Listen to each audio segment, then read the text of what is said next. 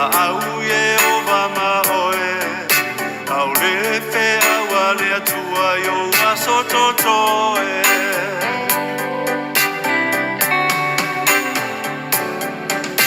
e au ina tuoto ma fainu mama so mana tuolo na fina ngalo ele o lo loto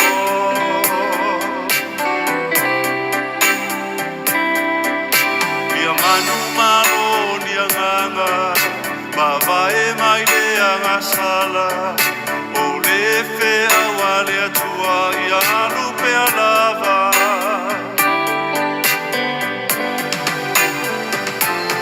o te awa tu o toui mao lupo o le aia I whaingata I le auso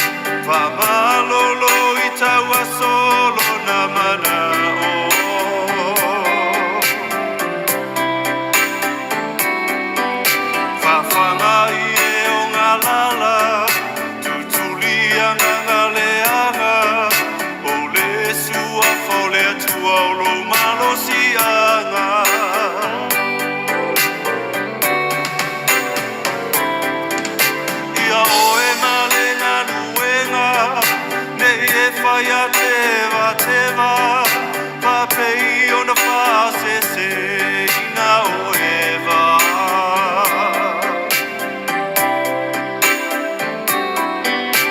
ole ole oloa ole tamawa inga aule fe awale atua ia tala ina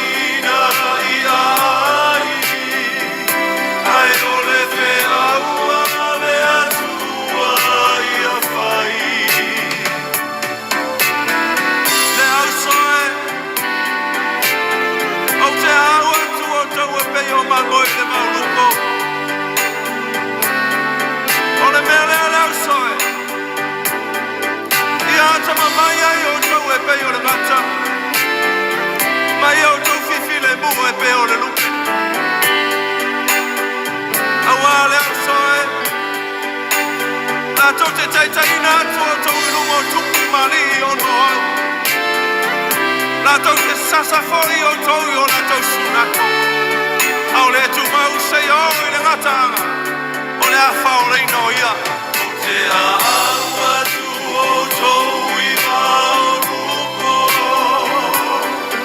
o le aia I whaingata I le au so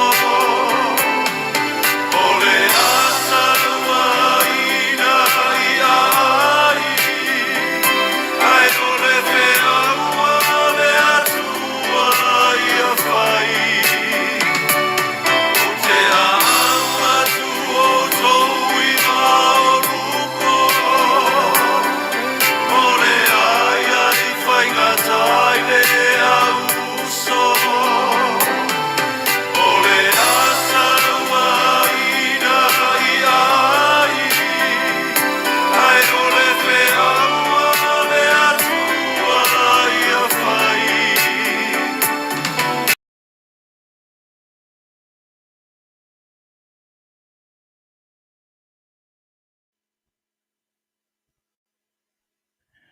Ja, mia le tua, mia o le pesele nā o whaingoaina o le o sina le saito.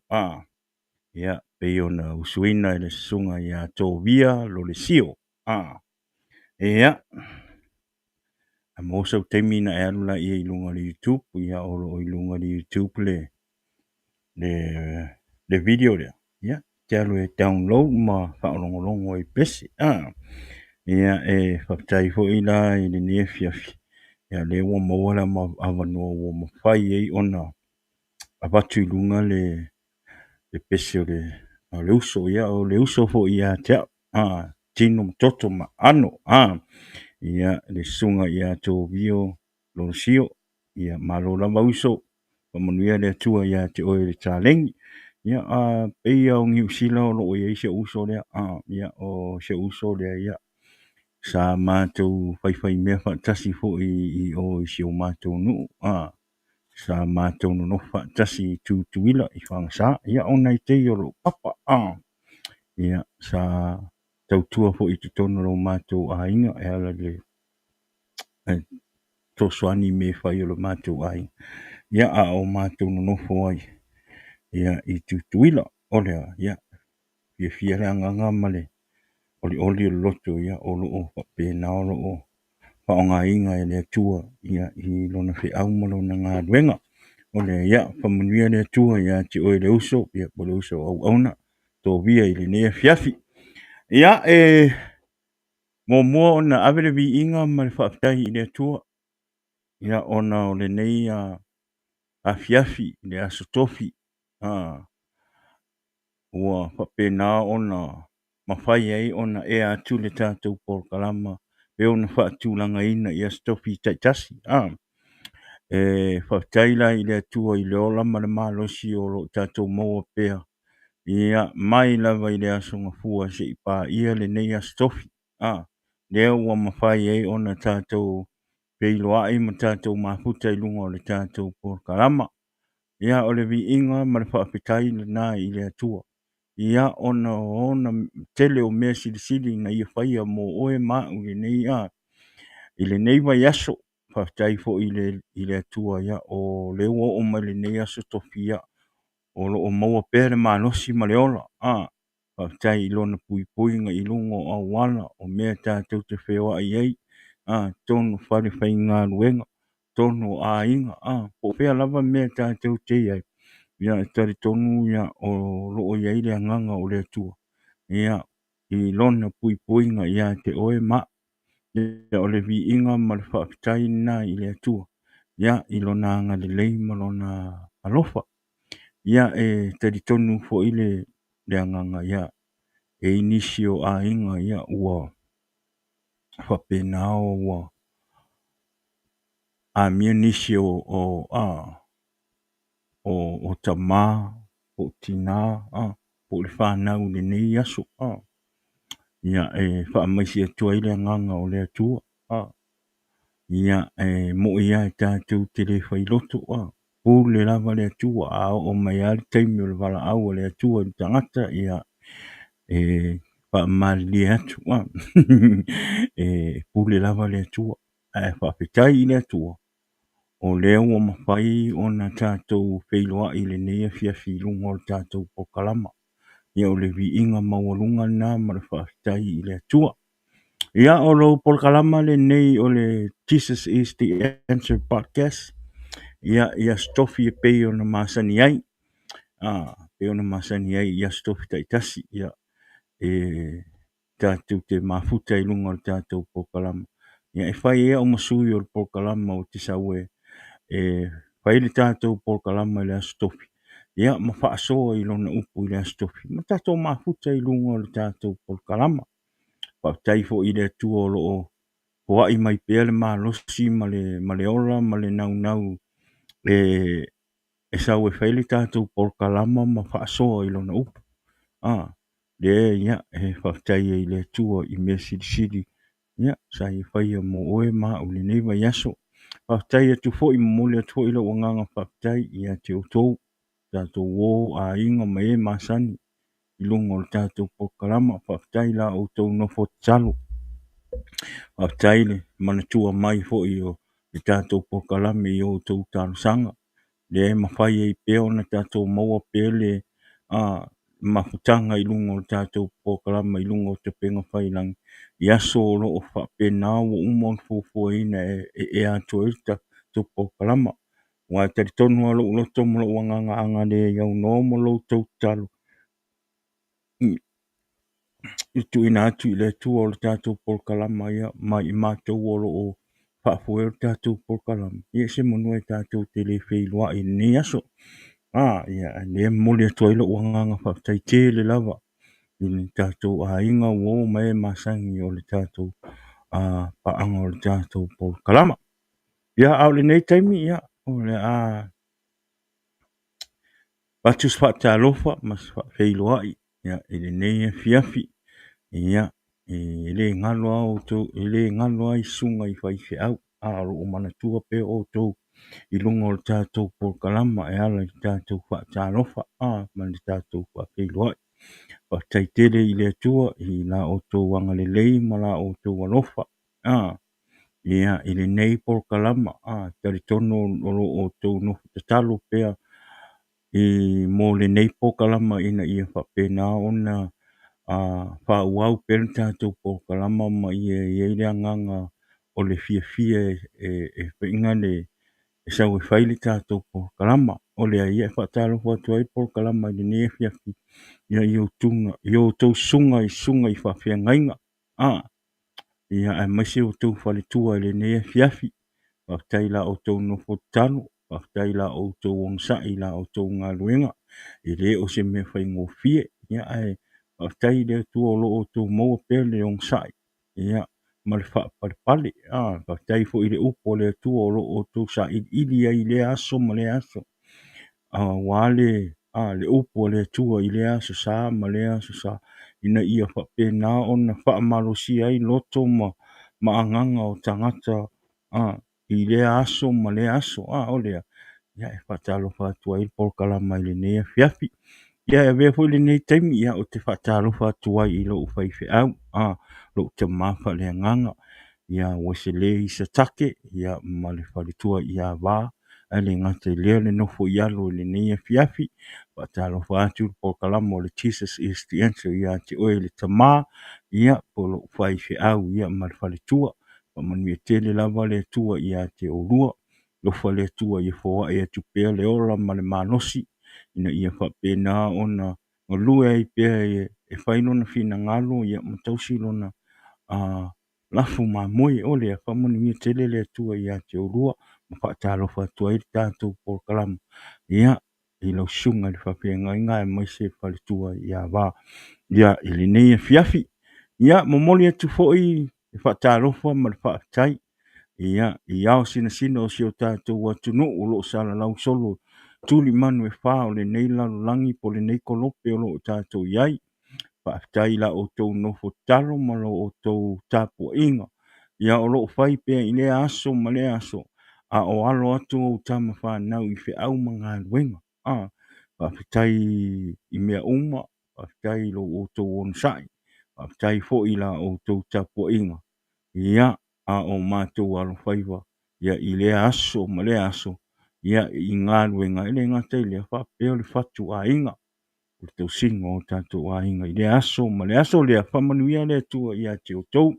ma whaatalo whatua i polkalama le ne fiafia i le suafa manu malo i Jesu ke viso ia na luatu le o lau whaatalo whai le ne fiafi ia i o tātou a inga wo ma masani o le tātou polkalama pei ona masani ai i lunga o tātou pokalama whaatalofa atu whaamanuia atu ma whaapetai atu i la o tau te talo ma le ngata i lea o la o tau lango i lunga o tātou pokalama i le sharing o le tātou pokalama i lunga o tau te penga whailangi ina ia whapena ona whaalau i tele atu le whina ngalo o le atua i so o umale lalangi i le upo le tua ina ia tele ni anganga e moa ma ofo ina atu i le tua a walo na malo o lea whaapetai ma whaatalofa atu i le pokalama ia te o tau ia i le neia fiafi ia o se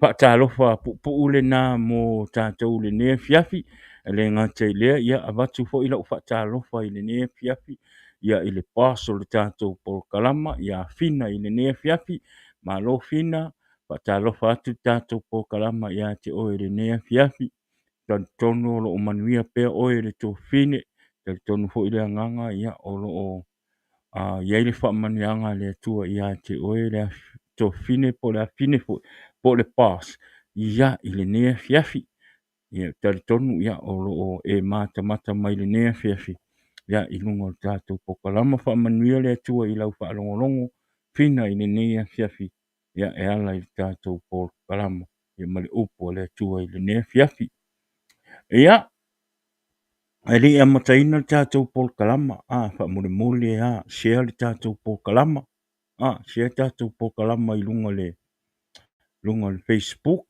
i luga o lou platform le gata i lea fa'amolemole le tatou YouTube channel auana e galo a le asi le tatou YouTube channel pe afai e tele'i alo e matamata i luga o le YouTube ia fa'amolemole subscribe le kako YouTube channel fa'amolemole ia o loutou fesoasoani fo'i lea e ala fo'i le tatou polokalama ia e fa'amanuia le atua i lenei afiafi e a mai lau e a mai lenei vai aso ua leu aso tofi talitonu te tasi aso ia uma fo'i la i o lenei vai aso ke loa le mea ua kake'i ua ke'i au o'o i le askofi ke'i a le o'o i le askofi o le mele ua vave le o aso le mele ua iaigai ia e faiga le ke'i au ua koe a kasi a le aso ia uma fo'i la i o aso lenei vai aso ai kakou kaugu'u lo le weekend i le'i leva fo'i gei aga kakou feiloa'i i luga o le kakou polokalama i le askofi lenkea a le fo'i ua koe kakou feiloa'i i luga o legei askofi le mele ua iai e pei o le ema o le maka le vave o le ano o le vai aso le mele ua iai e fa'afekai le akua ia e mo'i e fa'afekai le akua o lo'o maua uma e kākou le saga lemu ia ma le ola i le aso ma le aso afetai i le atua ia o lo'o mafai pea ona outou va'ava'ai mai ma ou tagataga'i ma o va'ava'ai atu ia te outou i luga o le tatou polokalama ia afai o lo'o e matamata mai luma o lou living room lenei afiafi fa'amanuia le atua iā te oe fa'atalofa atu le tatou polokalama ia o lenei vai aso manaia lenei vai aso a o feagai ai ma galuega o lenei vai aso ia o mea tuai le agi mea fou aga le alu a fai galuega ia uma sau le fale ia koe fai fo'i everyday o le usu le kaeau fai galuega pau aga ia faafetai ai le atua fo'i ga i le ola ma le malosi o le ou te maua pea i le aso fo'i ga le o ke usu ai o ke alu ke fai galuega fa'afekai i le akua i le ola ma le malosi ua aga faiga le ema'i ia ailoga e alu fai galuega niuga ua misi fo'i gisi i kula ae fa'afekai le akua o lo'o kakou maua pe le malosi ka ke usu ai lea kaeau ma lea kaeau i fe'au ma galuega ia ua kalikogo fo'i ia e igisi o le fakuā usu i galuega le kaimiligei o lo'o fai galuega i le pō ia o makou gei fai galuega lea ia lea ua kaugu'u mai āiga ma le maguia ia fa'afekai i le akua i loga puipuiga legei aso ia mo outou o lo'o usu i galuega lenei afiafi ia fa'atasi le atua mo outou ia alofa le atua ia puipui outou i luga o auala le agata i lea ia o tonu fale fai galuega ia e watu fo'i lau whawhetai ia ina ia uso na ia uso ave loli o lo i lunga le wala nei afiafi a whai ua e mai moa mai nei afiafi ia ave wha lei lau loli a ua a o loli ke me kaunga malo lo ai kaulonga afe i kua le traka e malo lo a ua fosia ia e alofa le tua ia ilona pui puinga ia te o tau i lunga o ala a o tau whia ngai i mga luenga ni aso i lunga o wala Ia ai o te lenei vai aso ia pe ono fai atu sa unofo ai lenei vai aso ma su ese upu fo ina le tatou te tantala noa ai ma tatou fa aso ai ma tatou fa amalosi ai lenei fiafi lenei vai aso atoa ia aftaila i le atua o loo musumusu mai pea lona agaga ia te a'u i le aso ma le aso taimi o te sa'ili'ili ai le se tatou upu fa'amalosi ina ia fai lea ma fa'amalosi'aga i o tatou ola fa'aleagaga o a le mea mo'i ia e tele ai na tatou pisi i fe'au ma galuega ma me fai o tatou aiga ia ae i fo'iga le ua galo ai galo ai le atua ma galo ai ona paitau lona afioga paia ina ia fa'apena ona fa'amalosi ai o tatou ola fa'aleagaga amen ia ai faafetai ai le atua ia o lo'o i ai le tatou polokalama e fai ma fa'amalosi iā te oe ma a'u i le asotofi ma le asotofi ia o le vi'iga ma le fa'afetai ana ia i le atua ia o lenei fo'i nei fo'i afiafi ia o le tatou polokalama e lē umi se tatou polokalama ia e lē umi fo'i se tatou fa'amalosi i lenei afiafi ia ae o le a le upu fa'amalosi ua uma ona sa'ilia ma talo atu ai le atua e au mai e fai ma tatou upu fa'amalosi lenei afiafi e fai ma fesoasoani iā te oe i lou ola fa'aleagaga ia e le gata i lea fesoasoani ai fo'i iā te oe i le olaga o lo'o fa'apena o lo'o e ola ai amen ia lenei la afiafi ia nei vai aso nofo a le ma saili'ili i le atua ma talo i le atua auina mai se upu fa'apena ona aoga mo i tatou ina ia tatou manatunatu ia ma fa'apena ona tatou mafaufau ai pea i le atua amen ia o lenei olaga ia o le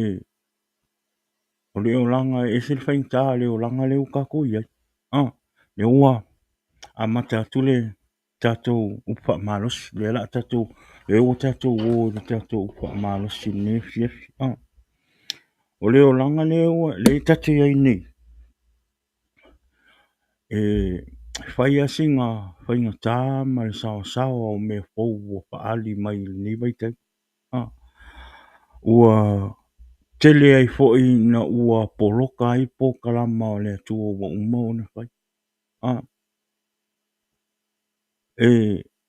o le ala le faigatā o lenei olaga e tatou te iai e tatou te va'aia le alofa o le atua ia i tatou i le aso ma le aso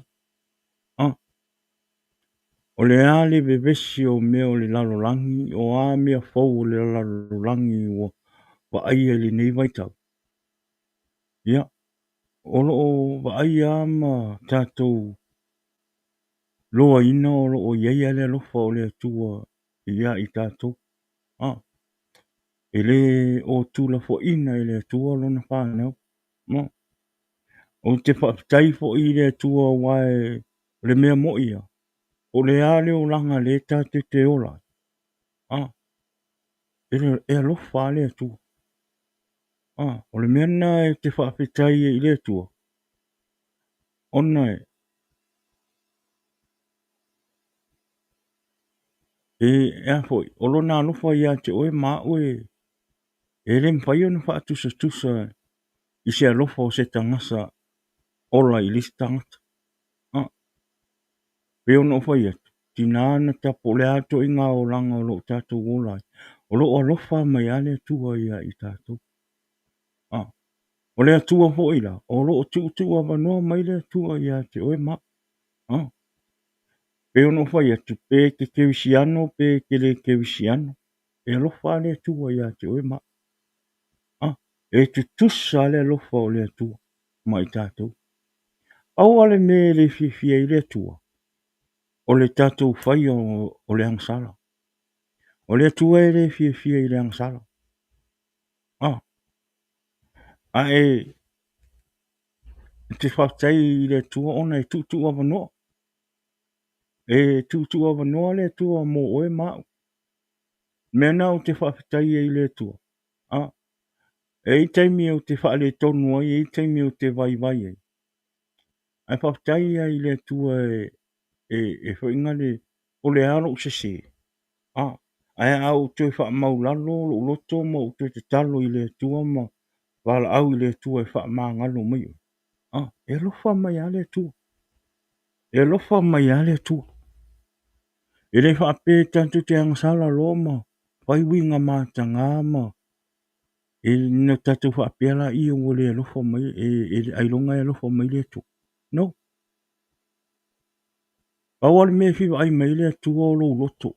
Pe moni lo loto. Pe moni lo lofa i le atua. O le mena o te whaafitai ai le atua ona olona anga le leima lo na lofa.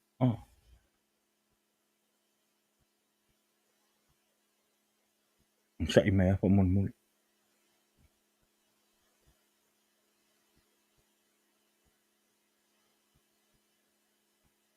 Amen.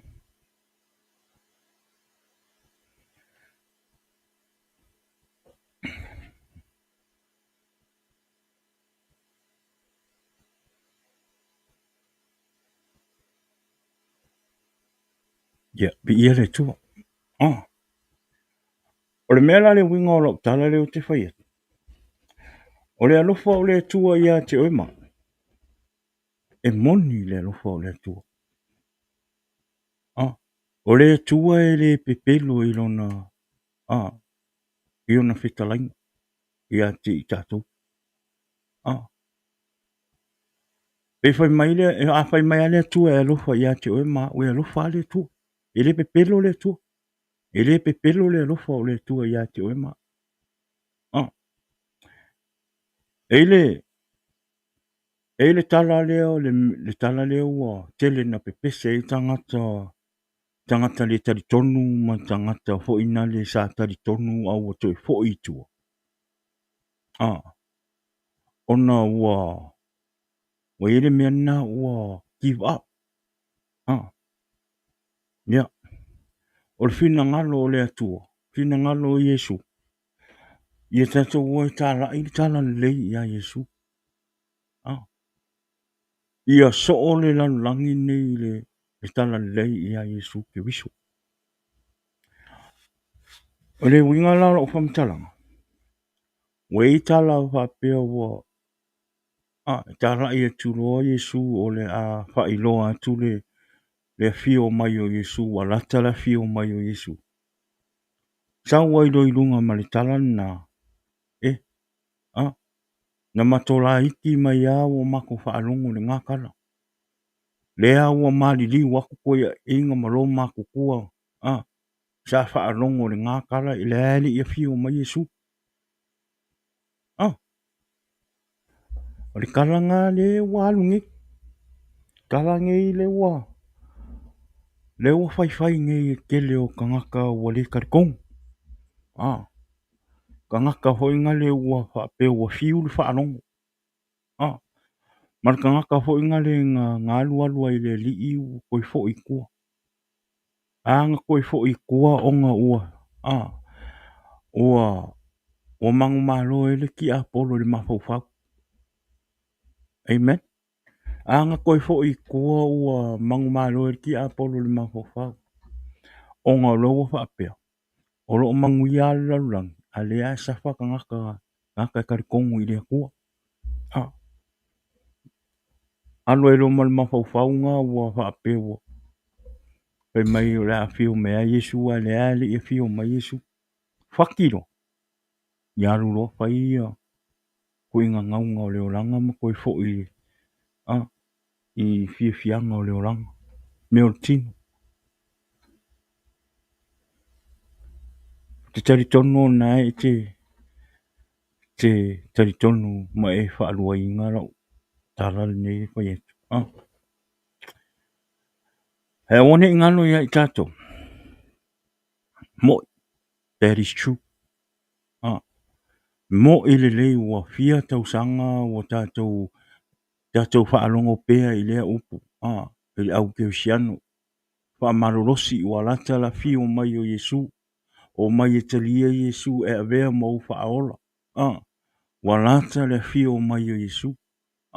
Mo, tātou la iti mai a o tātou whaalongo i leta. Ua mai si au kupulanga. Whaalongo i lea whaamatalanga mali liu atu. Koe o mai si i au kupulanga. O le ai whaalongo a lele i a fi o mai Yesu. Mongi. Mongi man whaamaongi. Ai oangi ngalo ia i tātou. O le alofa o le atua ia te oe. Ma le alofa o le atua ia te a. Ma le alofa o le atua i lau ainga. Ma le alofa o le atua i lau whanau. E mafu ai. Ono whaatua ai. I sau o Yesu. Aisea. Ina ia so o le tala le lei ia Yesu. Ma ia ina maua se ava noa e te sala moa. Ma e sau e avelo wola i le atua. Amen. Moni. Tātou whaalongo so o au le tala a. Mato mai a tātou kangata kewisiano o whaapeo o mato watu. Mai o mai talia Yesu. Walata la fi o mai o Yesu. La lea li a fi o mai Yesu. Toi nofo mai mawhawha. Nofo mai mawhawha o le alofa o le atua. Ia te oe ma. Le tātou te moa i pēle wanoa lea. E tātou te o mai avilo tātou wola ma tātou salamo. Maufo i nātou tātou wola i le atua. E ono whai atu pēa. E lua me o lo whaatali. E lua no whanga o lo whaatali mo tātou. O le ola e whaavavau. Ma le mālai e se ori e whaavavau. Lua. Lua wanoa. Ae tātou te le i uma atu ma le nei larurang. O lo tu umai pēa e le atua le wanoa. Tu umai pēa e le atua le wanoa e whai e lau whiwhiringa sao. Tu umai e le atua le wanoa e whai e ia lau whiwhiringa. E pune e ia oi i lau whiwhiringa. E teilo. Mana ia i e le upa malosi o mai e le atua. E tātou te whaamalosi e i lisi tātou te taratara noa ai ma tātou mana tunatu e i whina ngalo o le atua. E teilo tātou. God is patiently waiting. God is patiently waiting. O loo onosa'i ona whaatari pēa le atua.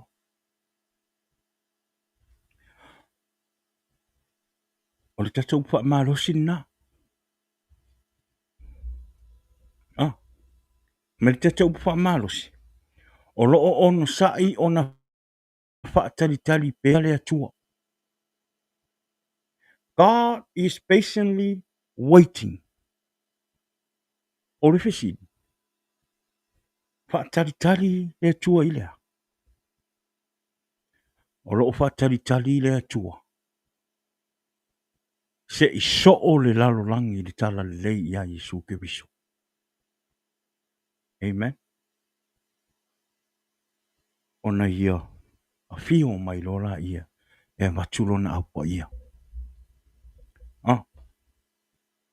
O le whaatari la lea le atua. A o loo tau mawhai pēa e tā lai le whina ngalo o le atua. Le whina ngalo ma le tala le lei a Yesu ke viso i le lalo langi. Le tātou te maua i pēa le wanoa lea. E whai elo tātou whiwhiringa. Pe te sau ave ina lo wola i le atua. Matalia Yesu e avea mo wali i mau whaola. Ele ai. O rala e whaatari le atua i le upo le tala le leia Yesu ke wiso i so i le larolang. A o oe lea ua e iloa le tala le lei. O lo wava noa lea. O lo wava noa le lei lea. E whai e lau whiwhiringa. E whai e lau whiwhiringa manu o lo o maua lo tātou wava noa. Amen. Awali mea mo ia. Ele iso o le upo le tua. Ele iso o le tala le lei a Yesu ke wiso. E isi tu o le larolangi e le lātou sila fia. E lātou le sila fia po o a Yesu. E ai fo i tu o nei larolangi. E le o talitonu a ia Yesu ke wiso. E te tau ona o atu le tala lei ia Yesu ke wiso i pito o le larolangi. Amen. Ina ia mawhai ai e tangata uma. Ona salamo. O le fina ngalo a Yesu. Ia maua e tangata uma le a manoa. E whaalongo ai le tala le lei. Ua fio mai Yesu e la vea i tātou. Amen. O tangata uma lava la o le larolangi. O tangata uma lava i le larolangi nei. Na fua i le whaatusa o le atua. Aisea. Ina ia tātou i loa lona alofa. Amen. So o tātou uma lava o loo soifua maora mai le nei larolangi.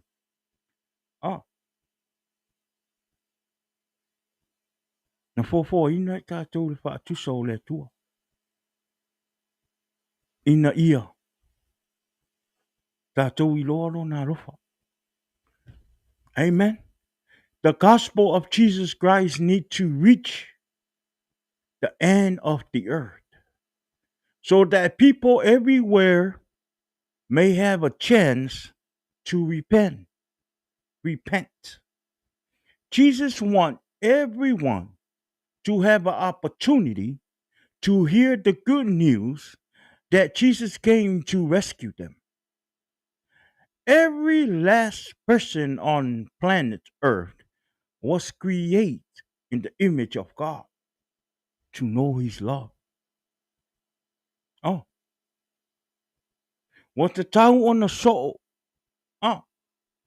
what the tau ona so le tala le lei a Yesu ke wiso i le larolangi.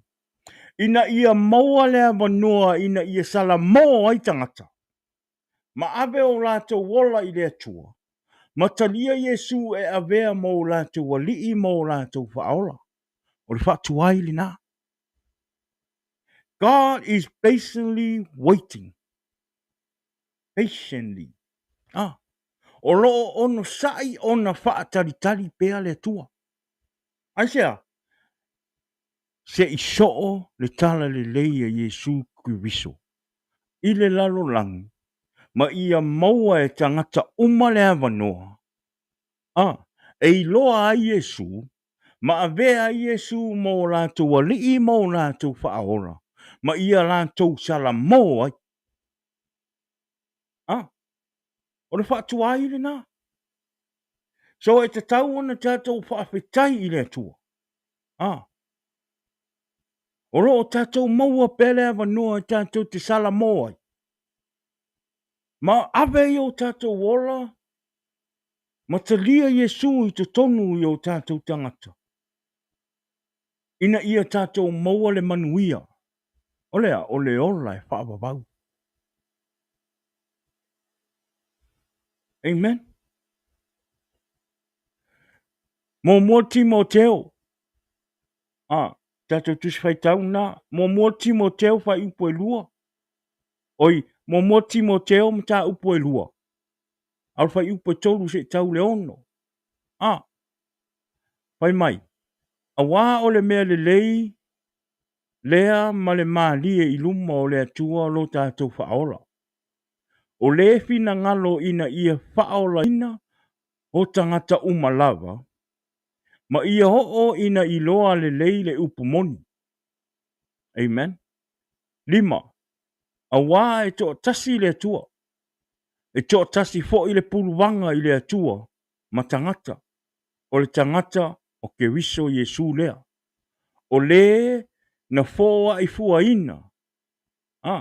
O ia e fai matongi ola mo tangata umalawa. Ole moli mau I ona lava po e te tau ai. This is good. This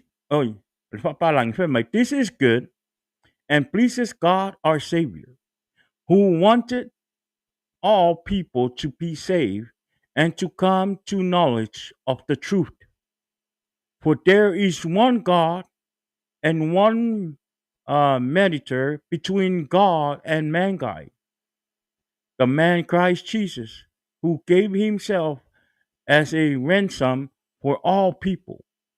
This has now been witnesses at the proper time.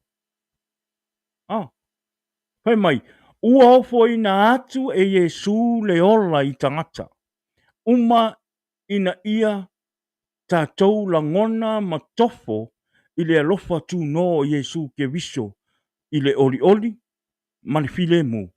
Ina ia maua se matanga fau ma ia.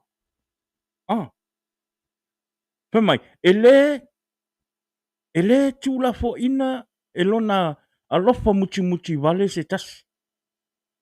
O le alofa le nao Yesu. O le ala le na e whaatuai e ona sau Yesu. Ona o lona alofa muti muti vale mo tangata o le iloa.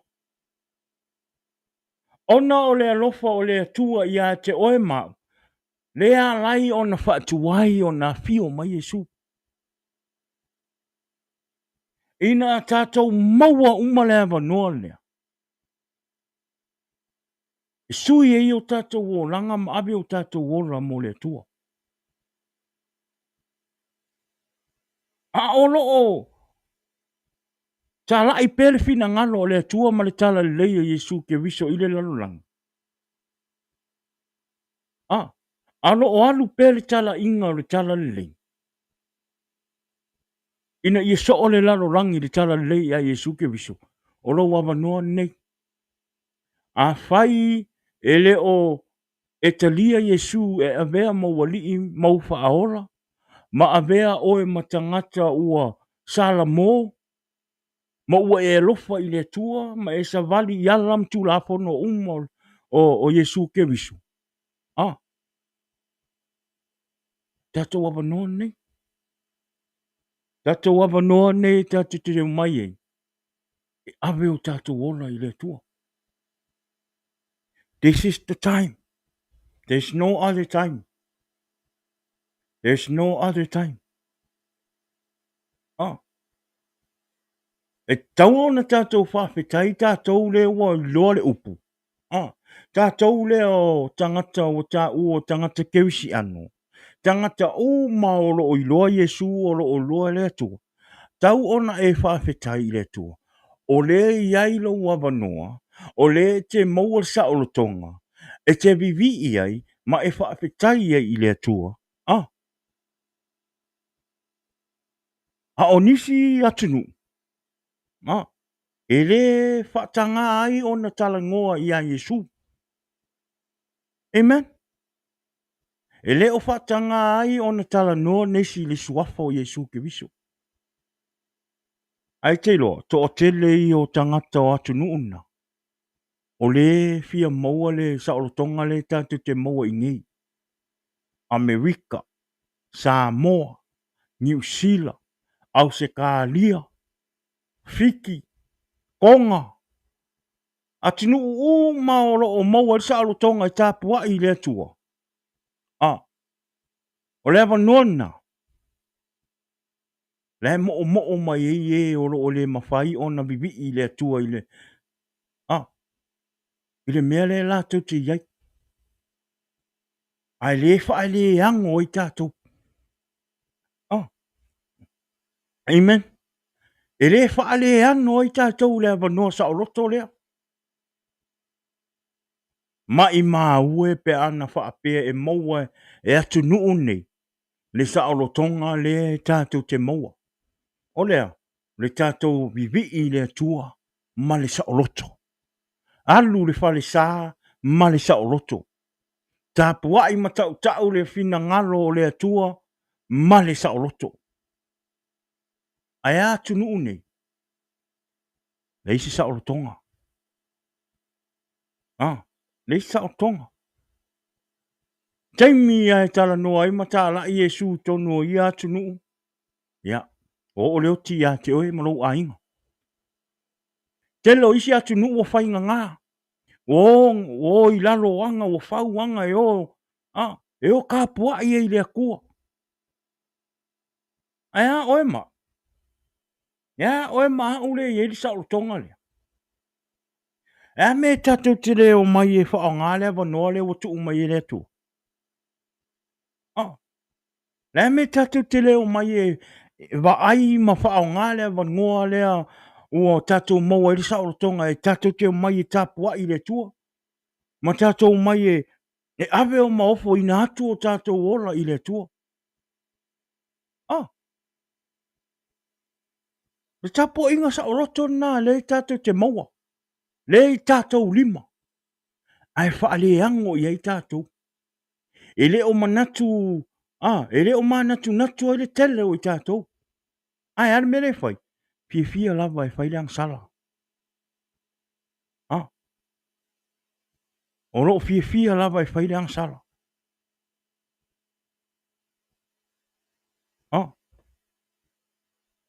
Hewi mai. E le tū lafo ina e lo nā lofa. E le tū lafo ina e le alofa o le tua. Se kasi. No. O lona wha maa ngalonga. Ma le wha maa ina. Ua ofo ina atu i tangata uma. O e loto e tari tonu i a te ia. Tātou te le mawhai o na tau fia le nei tala le. Tātou te le mawhai au. E te tau o na tātou o e tā lai le fina ngalo le tua. Tā lai le fina ngalo Yesu. Wha loa tangata le leima le matango fie o le ora mo Yesu ke viso. Jesus offered life to everyone. Oe ma. Nga ofa mai e le atua lo na ora mo oe ma. Jesus offered life to everyone to experience the grace, joy, and peace that comes from a restored relationship with Him. His compassion does not leave anyone out, and no one is beyond the reach of His love. His forgiveness and cleansing are offered to all who are willing to believe in Him. E te ilo.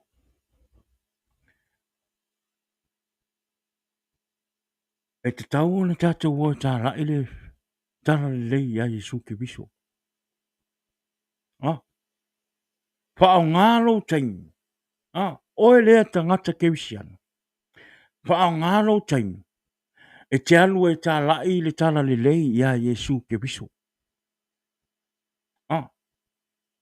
Ale ia i te penga whai langi. Whaasoa i le whaasoa i le upo le tua. Whaasoa i le umoni mau. A whai e eise moli mau i a te oi. Malisi mea. Tele i o tātou i na wha na tātou wola i leo langa. Na tātou wola o mai leo langa. A sa wha whainga tā ia i tātou na tātou mai e talia Yesu. Mo toi au mai e ave leo rai i lea tua. Ona ua lo loto leang sala sa tātou iai. A o le vāvenga o le atua. Lea sa whai ia te oi. Lea ua e te maua i lea manoa. E te sau e te avero wola i le atua. Ma e au auna i le atua. E kelo. E tā uaro moni mau. Amen. E te tau ona tātou mai e tā lai atu lele lei o Yesu i le larolangi. Amen. Pere ko kele angisi e o mai e mata mata. I lau tala inga i lungo te penga whailangi. Aua te popole. E iai le taimu. Ma e iai fo le tangata. O le a o ngā i lau tala inga i lungo te penga whailangi. There's gonna be that one person. O le a maua lea manua e mata mata ai mwha longo longo i lau porkalama. Ma lau tala inga atu i lungo te penga whailangi. O le asuia i leo langa ma te lia fina ngalo o le atua. Mahalu e ave le ola i le atua. So awane o tātou popole. Pai peolo o tātou ngā luenga. Tā lai pele tala le lei. Tā lai pe Yesu lungo te penga whailangi. Tō la langi e whai mai. Aua te popole. Pe tō kasi pe ko lua pe ko kolu. Oro o iai a lea nganga pa ia o le atua. Amen. Lua pe teru alona mta upa tolu e whai upa iwa. Pai mai, e le wha atuai mai le lii i le mea na fola ina mai. Wha apei o le manatu a isi tangata i le wha atuai. Ai pei tai, ua onosa'i mai lava o ia i a te o tou. Ona ua lefi na ngalo ia whano se tasi a ia o uma lava i le salamo. Tato wa ai e le rofa o le atua. Lua Peteru lea te whaitau ina atu. Lua Peteru, alona mta upa tolu, whai upa iwa. Whai mai le atua. E le whaatuai mai le alii i le mea na fola ina mai. Whaapei o le manatu a isi tangata i le whaatuai.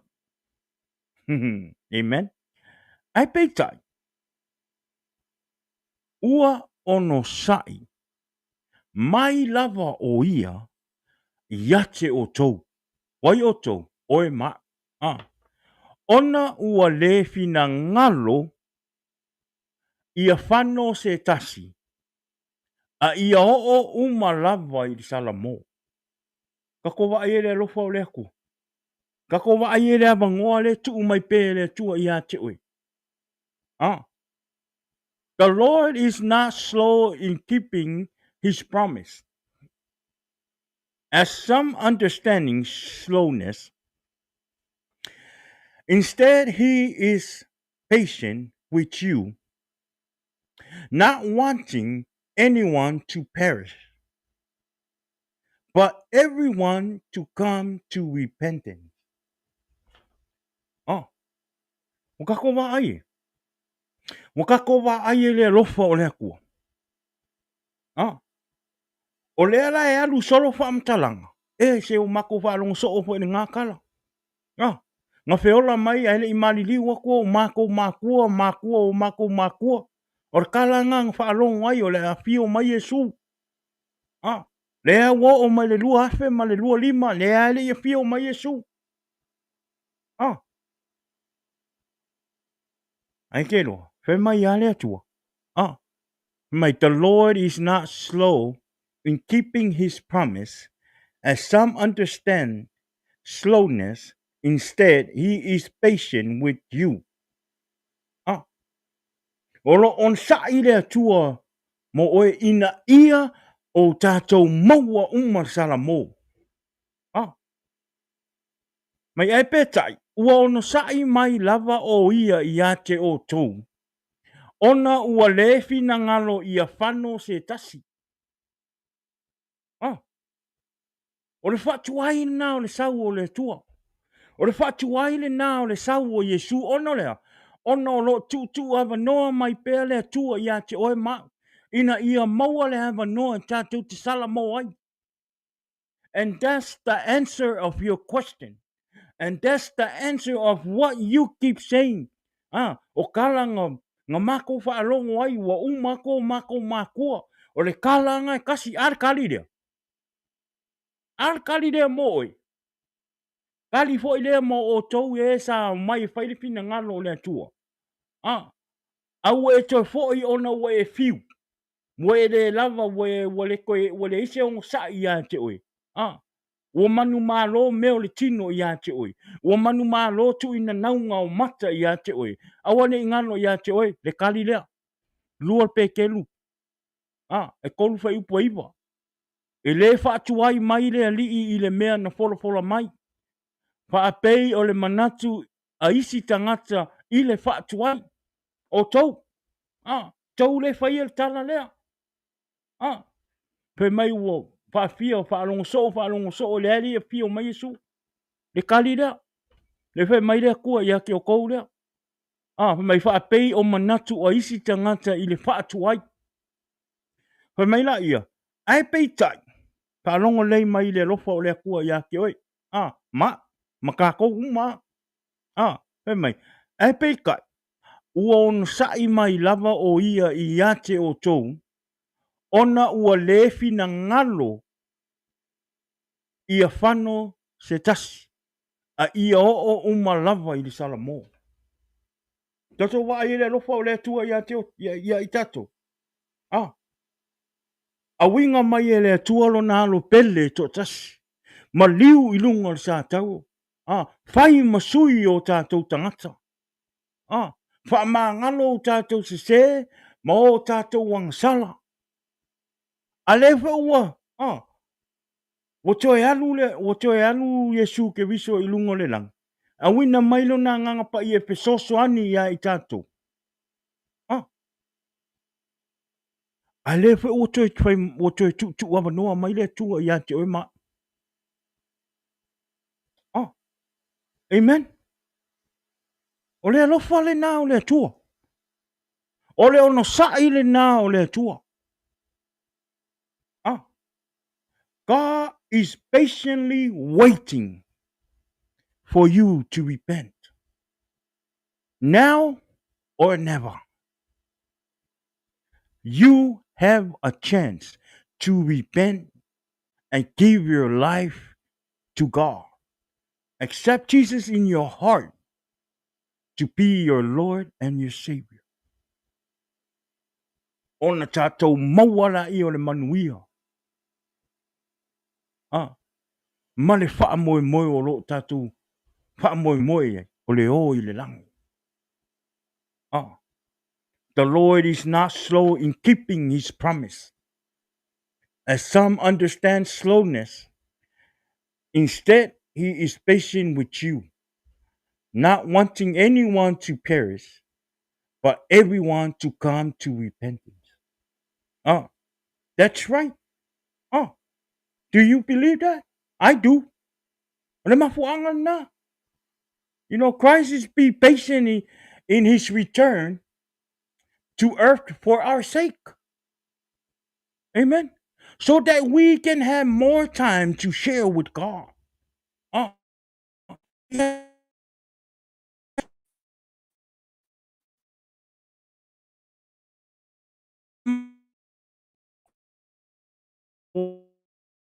Le fina ngalo le tua. Tala I le tala le leia Yesu ke viso I le lalulangi. Amen. Tala I le fina ngalo, tala I le tala le leia Yesu ke viso I au wo, mou a hinga. A olo mou a pele wanoa. E moni. Olo on sa'i Yesu, olo on sa'i ke viso. I lona toi fo I mai le lalulangi mo tātou. Mo lo tātou le lei. Amen. Ina ia tele ai so tātou taimi, e whaasoa ai le tala le lei. E mawhai o na tātou a mata nei. Awane I o tātou whaataritari. Ua ta tau o na tātou tā lai, tū lai ma tā lai, tala le lei ia ke riso. Malo nā lofa. E ke loe. tari tonu e tofu uma tātou ma wāwenga le atua na whai ia i tātou.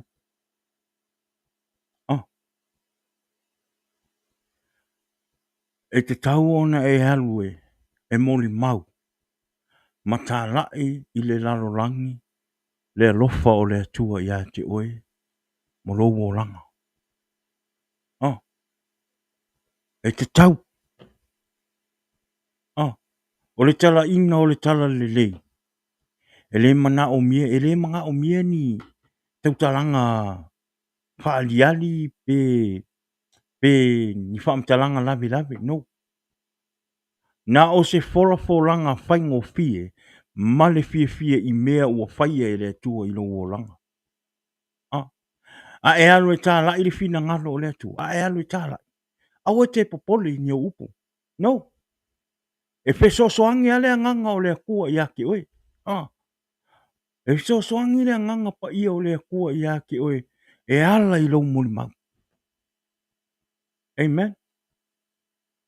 O lou moli mau. E whao la inga i le anganga po le loko o lisi kalaka. O le suinga o le atua o lou olanga. E te saua e te moli mau. Ma e tā rai e tuaile le lei ma le alofa o le atua i ate oe. E whao la inga i lisi tangata o ngai have the same situation what you used to be. E mo o mia. E mo o mia e tangata o na whaalongolongo. I long moli mau. Right. Good. Spreading the gospel doesn't require fancy speech. Mo ia. Spreading the gospel doesn't require fancy speech. It's just a simple and joyful proclamation of what God has already done in your life. This is how the gospel will reach all over the world. As God's Spirit works through one person just like you at a time. O le fesi.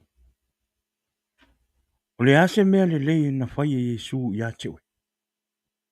O e mana tua.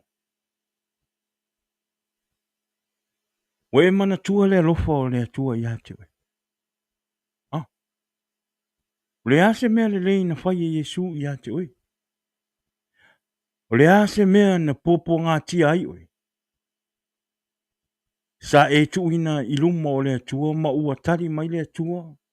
Ma ua whaamanuia i ai le atua. E te tau, e tā uaro moni mau. E tā uaro moni mau.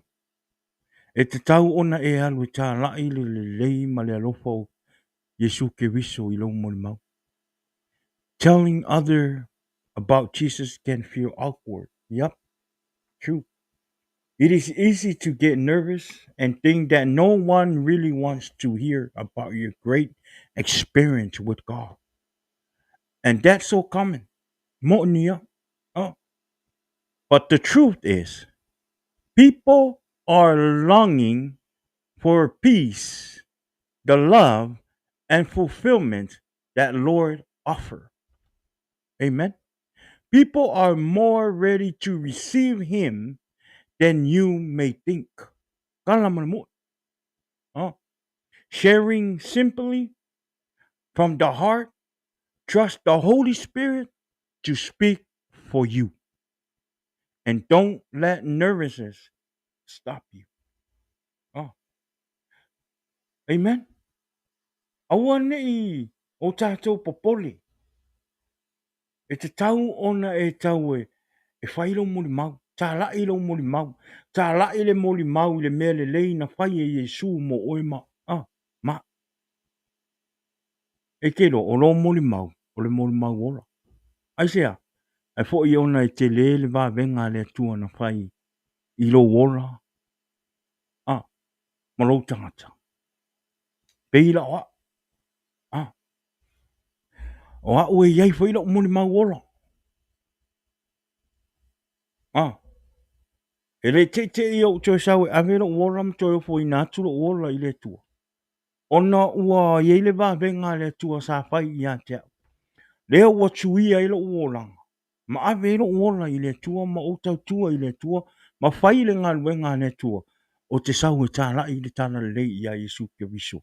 I lunga o te penga whai langi. Amen.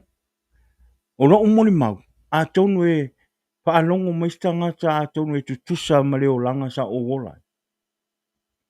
O lo o langa o au o le atalii na o whanau mai ni mātua e matau i le tua. Amen. Na o wola mai le a inga e whao la inga. Te tonu o le kewisiano. So ele fau i a te au. Ele fau i a te au le ola wha kewisiano. O lo toto, mo lo ano, mo lo tino. No uola mo o soifua mai le tonu o le wha kewisiano. O le tapua i le atua i a sa uma. Te talo i le atua i afi uma. Tūlanga whapena. Amen. No uola mai i mātua e matau i le atua, ma au auna i le atua. Au sau ia i le oranga, ina ua tangata matua. Ua ese le awala wa ngai e le oranga. E ona uwhai atu. E le whapea a whaiwhi au loa ta mātua pe ua whaolaina o ta mātua po ua. Na whapea ila ia o le a ngilu ia whanau o whaiwhi au ma whanau o ma whanau o ki a kono. E tutusa ma tātou. E le ai ma se senga o tātou. E tātou e te me tātou te se ai. E te me tātou te sao ai. O le alulunga fo le o rangangi. E te me tātou te oa i le tua. E fo te me tātou te fo i e tua. O le o rangana le tātou te oa ai. Mo sau ai la le o ranga. Ina ua o tangata matua ua pule i lo tangata ua pule i me fai. Sa mau le o ranga ngā fo i ai. Sa fo i ai. Sa fo i ai i le o ranga. Sa o fie e alu e pāki. Sa o fie e ingu. Amen. Sa o ka. Ai ka pā. Ingu pia. Ele vai kaimi ko kiki yeah, there was a time that probably like 4 years ele yalu se loko. Le kakalo. Amen. Fai kaanga. Mea nganga o ele oranga. Fai kaanga. Whaapau liuli. Soli kura fongo le akua.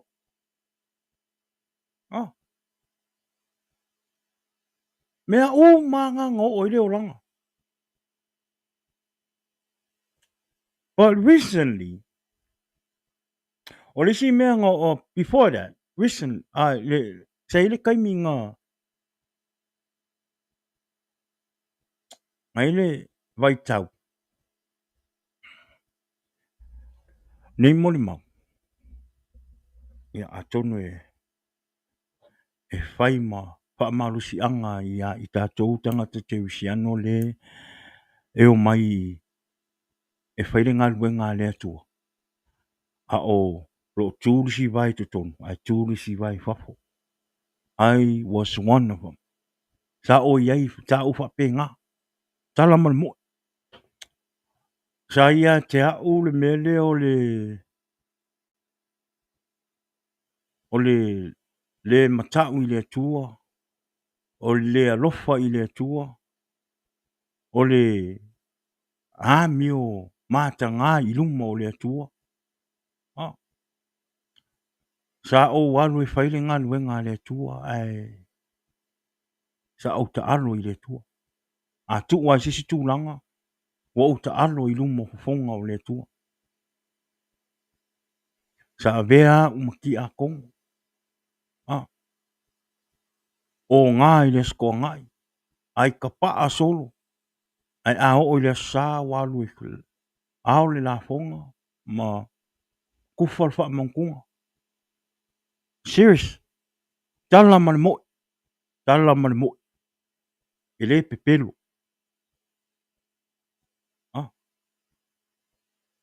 Ke roe, ngau ka alo i luma o le kua. Alu le oranga. Wau fiwa e kam whai aku lo o oranga, ma kam whai e whaise me ia ou. Ia keminga, oro o ere o iei sa ufale, ere o iei ngi mea hoi ngale o ke oninga. Maua kulanga lei ngā luenga, mauri ngā luenga le lei. But at the same time, I don't own anything for myself. Tala mani moi. Tala mani moi. Aisea. Ona sa o ta alo i le tua. Amen. Na o ta alo i le tua. O ngā i le sko ngai. Palau wale solo le wa yeso a koa. Ei se fai kau se kuspa ia. Ei se makau i le koa. Alaki a kongo. O le salu wao le la fonga. Ao le la fonga. O yeso wha mangkunga. Alu kufal wha mangkunga.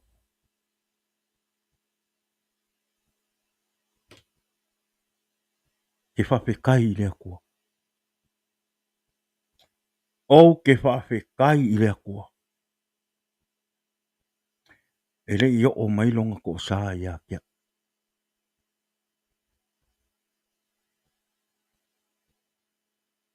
O roo whawhekai ma roo bi inga ngai ave i lea kua.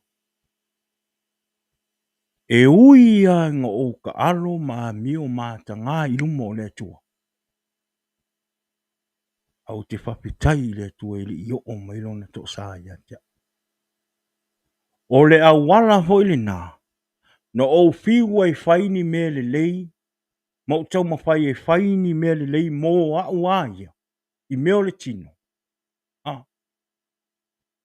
I le eima se mea, i le eima se mea ngā o. Ai kelo, o le lei o la unga luenga sa ufai ngā luenga, ko kong. Ale mea mo ia, eima se mea ngā o ninga. I don't have my own apartment. I don't have own. I used to have a car. A ele o se ka avale ngā fu inga le mo se ka ngaka o le le kong. Ya ko wa ai. Ai sea. O ngā fu inga le ka alo i le aku. Ka kou fu ila le ka ko ke whair ku ranga le. Wha mune mune. Aua ngi e ka alo i lumo le aku. A whai o ngai avea oe ma ki a kongo po le awa o po le a se kofinga i meo le kalesia. A whai e o ngai kere o sao i lumo le aku. Silinga e wha mawai. Let go. Let go. Because a o ngā o mere ko sao le akua i a ke oe. E le ai a masese mawhai o ngā kaopia. O le whai aku la ukala. O ngā o mea sa o whaia. O mea māta ngā sa o whaia i luma o le atua. A o lo sila fofonga o le akua. O leu ke whawhekai a kuai maka rai mwha i loa ku ia ki oe le kewisiango. O lo o ka alo i luma o le akua. A fai o ngai se kofi ia ke oe a olo o e fie pe i mea laula. Pe e ke le o wha maongi ni ngā luenga le kua. E sili e o ngā e koe alu ese mara kofi. Amen. E sili. Because o le whai a kurukangaka. Ngā whaia le mea maka ngā maka alo i luma o le akua. O le waku umai le akua le avango. Ia kea. Aile i o mai longa kua saa. Amen. Mea mo mua ngā. Sau leo langa. Ia.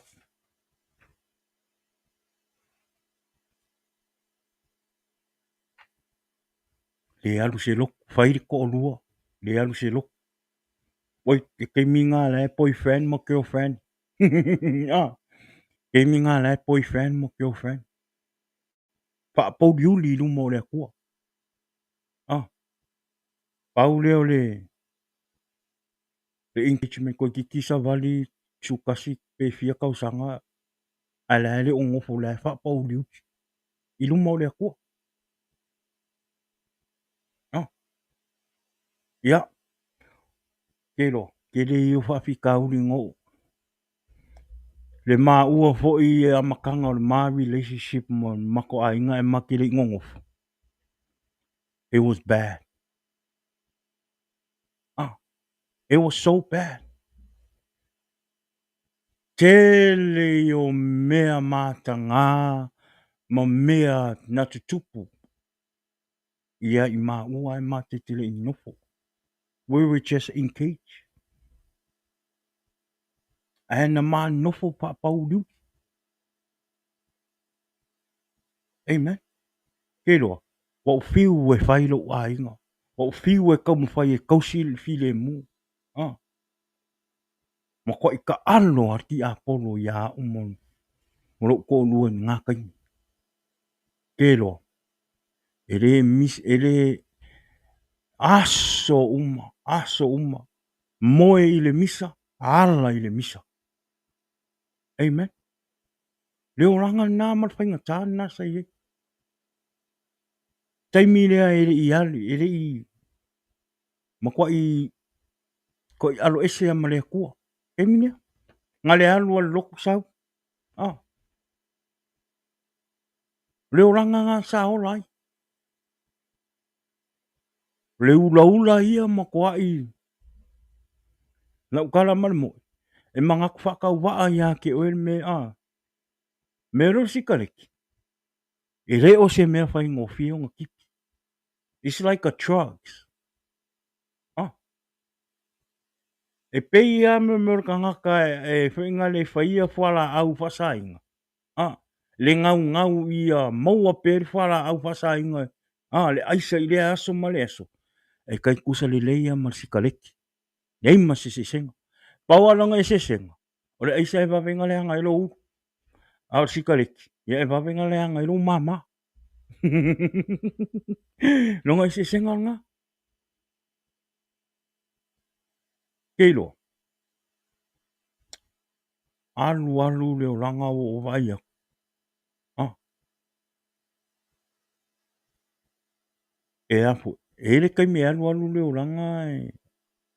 Wakaung wha makua le mawhau o le kanga. Ah.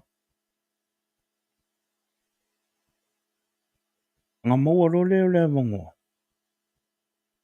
Ngā ualu ai e kakalo i le kua. Keilo oe ngā tupu loe le whaalblave se uatali. Ah. Ma liu se uatali. Te leo le songa ngā sauma se uatali. That whole time ngā mai e ilo mato a inga ilo uatali. Ngā i ngā sa kau calm down ai lalo le mele o le misa so. Ah. Ia ina ua. Uma atu le. E alo lo uatali. Sa power me no o ia te au sa o confuse. Tala mal mo no o confuse. Ah. Ai tiro. te le ia le ngā le sau o lo ua tali. I te mi atoa le ua mai se matua aina le ua tali. Te le o me peia lai ola mai le ua kali I fafo mai manawa o lo to'olua. I le songa ngā sau ma lo ua tali. Wa iloa ai, wa iloa ai alofa I lo to'olua. Wa iloa I lo to'olua alofa I a te ono le pepe. Ia, ona umatula I o le nafa la bila. Tilo. O le mea muli muli asa ufaya. Nga ualu o ngā ele lo kala marmo. Nga ualu o ngā ele lo kule aso sanga so ai wanga kangulo wakali ila skonga. Ai aso sko pole skonga I paki. Kaule ua. Ia, ai malama le aso sanga alu ele imoi. Ngole lo. Onga e. O kaua ngaua o le makwa inga makeo. Kaunga ma se mapapkaile kalisi. Ngalu o ngā ela I fasa. Wele makanga. Makanga. Ai kero. Ngalu anu la I o le olang. Recently. O ai akulo. Wa maka fo inga koe saul ki apolo. Wa maka nga koe saule ki apolo I kokongo le maainga. Probably like a month after my son passed. Wa maka koe saul ki apolo I kokongo lo ainga.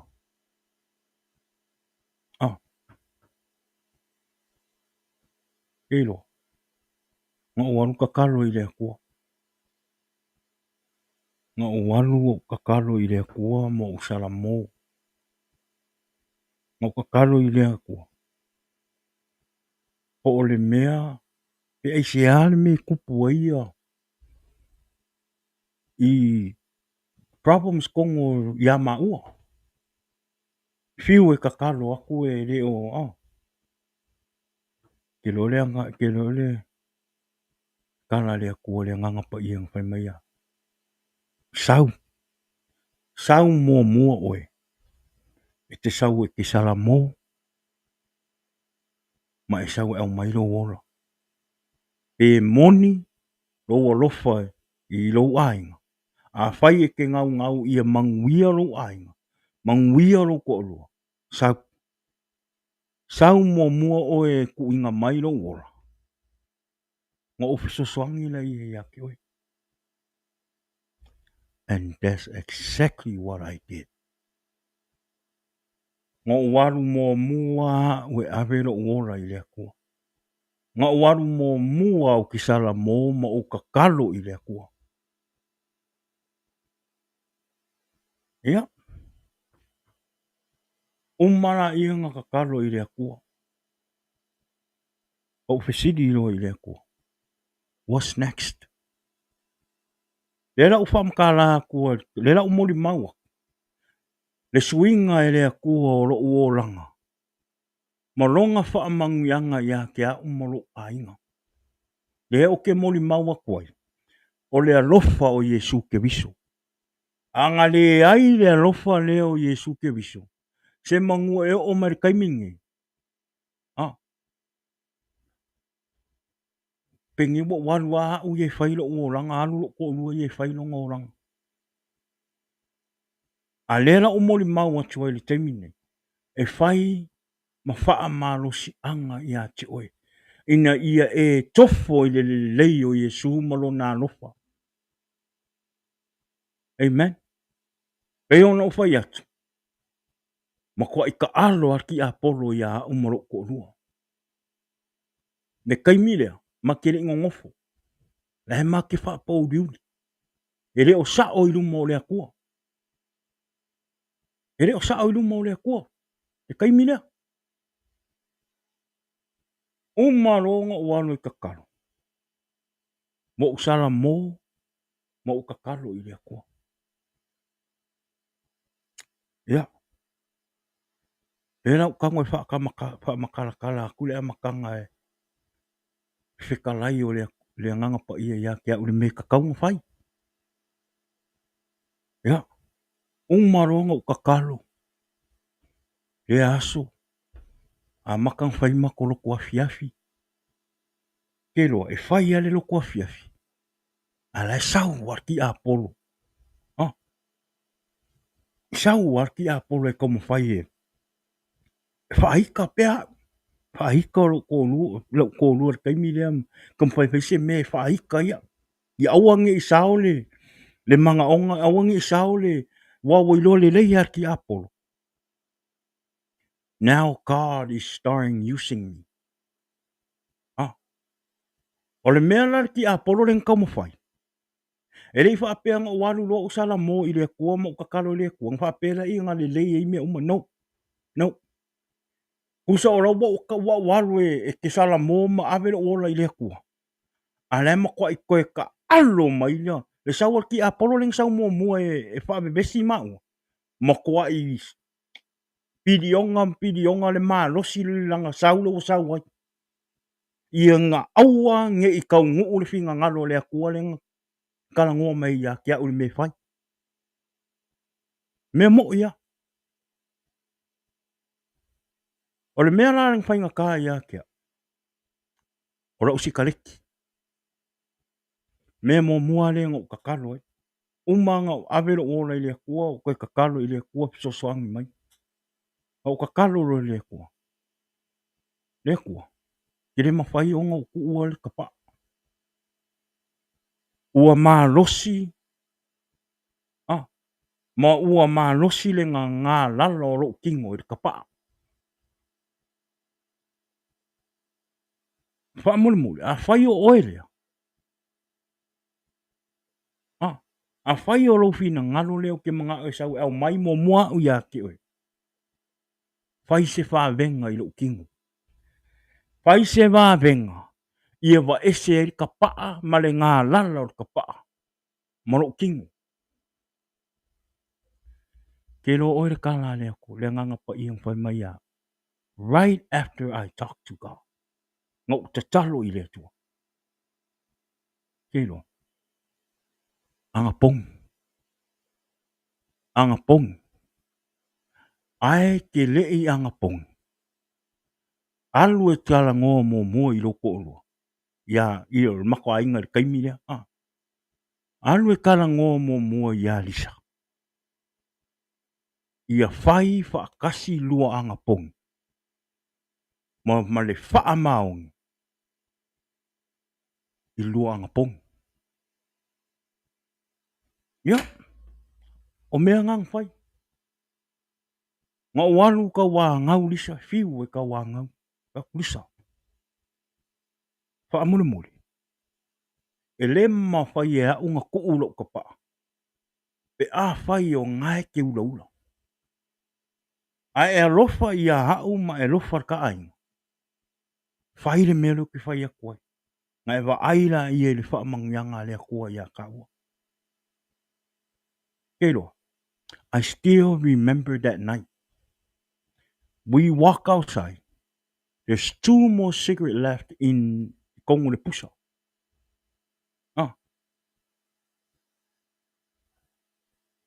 E lua, we have 2 cigarettes left in Kongo le Pusa. So, one for her, one for me. And you know what? That night, that was our last cigarette. And we came back inside. Kakalo ro i le kua. Wha maa ngalo mau. A ua maa saungi. E whaile maa ngapong. Keiloa. Tūlanga nana whai. Fesili fiaso. 2 weeks. From Monday to Sunday. 2 weeks straight. Keilo. Le ngā lua vai aso. Ngā wha maungi a furfolanga o le kua. Ia. Ngā wha maungi a furfolanga o le kua. Ia. Molo ko rua. Ngā abe ese le tua le ngā lala o sikaliki. But mind you, Pau lava leo le mea sa whainga tā ia te a unga ku. O le pia. O le vang ku. Whainga o fie ia ke a unga ku o le pia. Ah, ai pei o le sika le ki sa whainga kā ia ke a. Amen. Pei o le sika le ki ngā whainga kā ia ke a. Ai ke lo.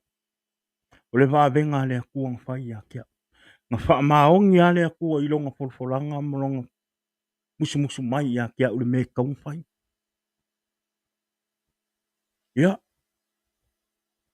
Mea ngan whai. E o mai le taimin nei. Wa koa ngele fia. Almost 2 years.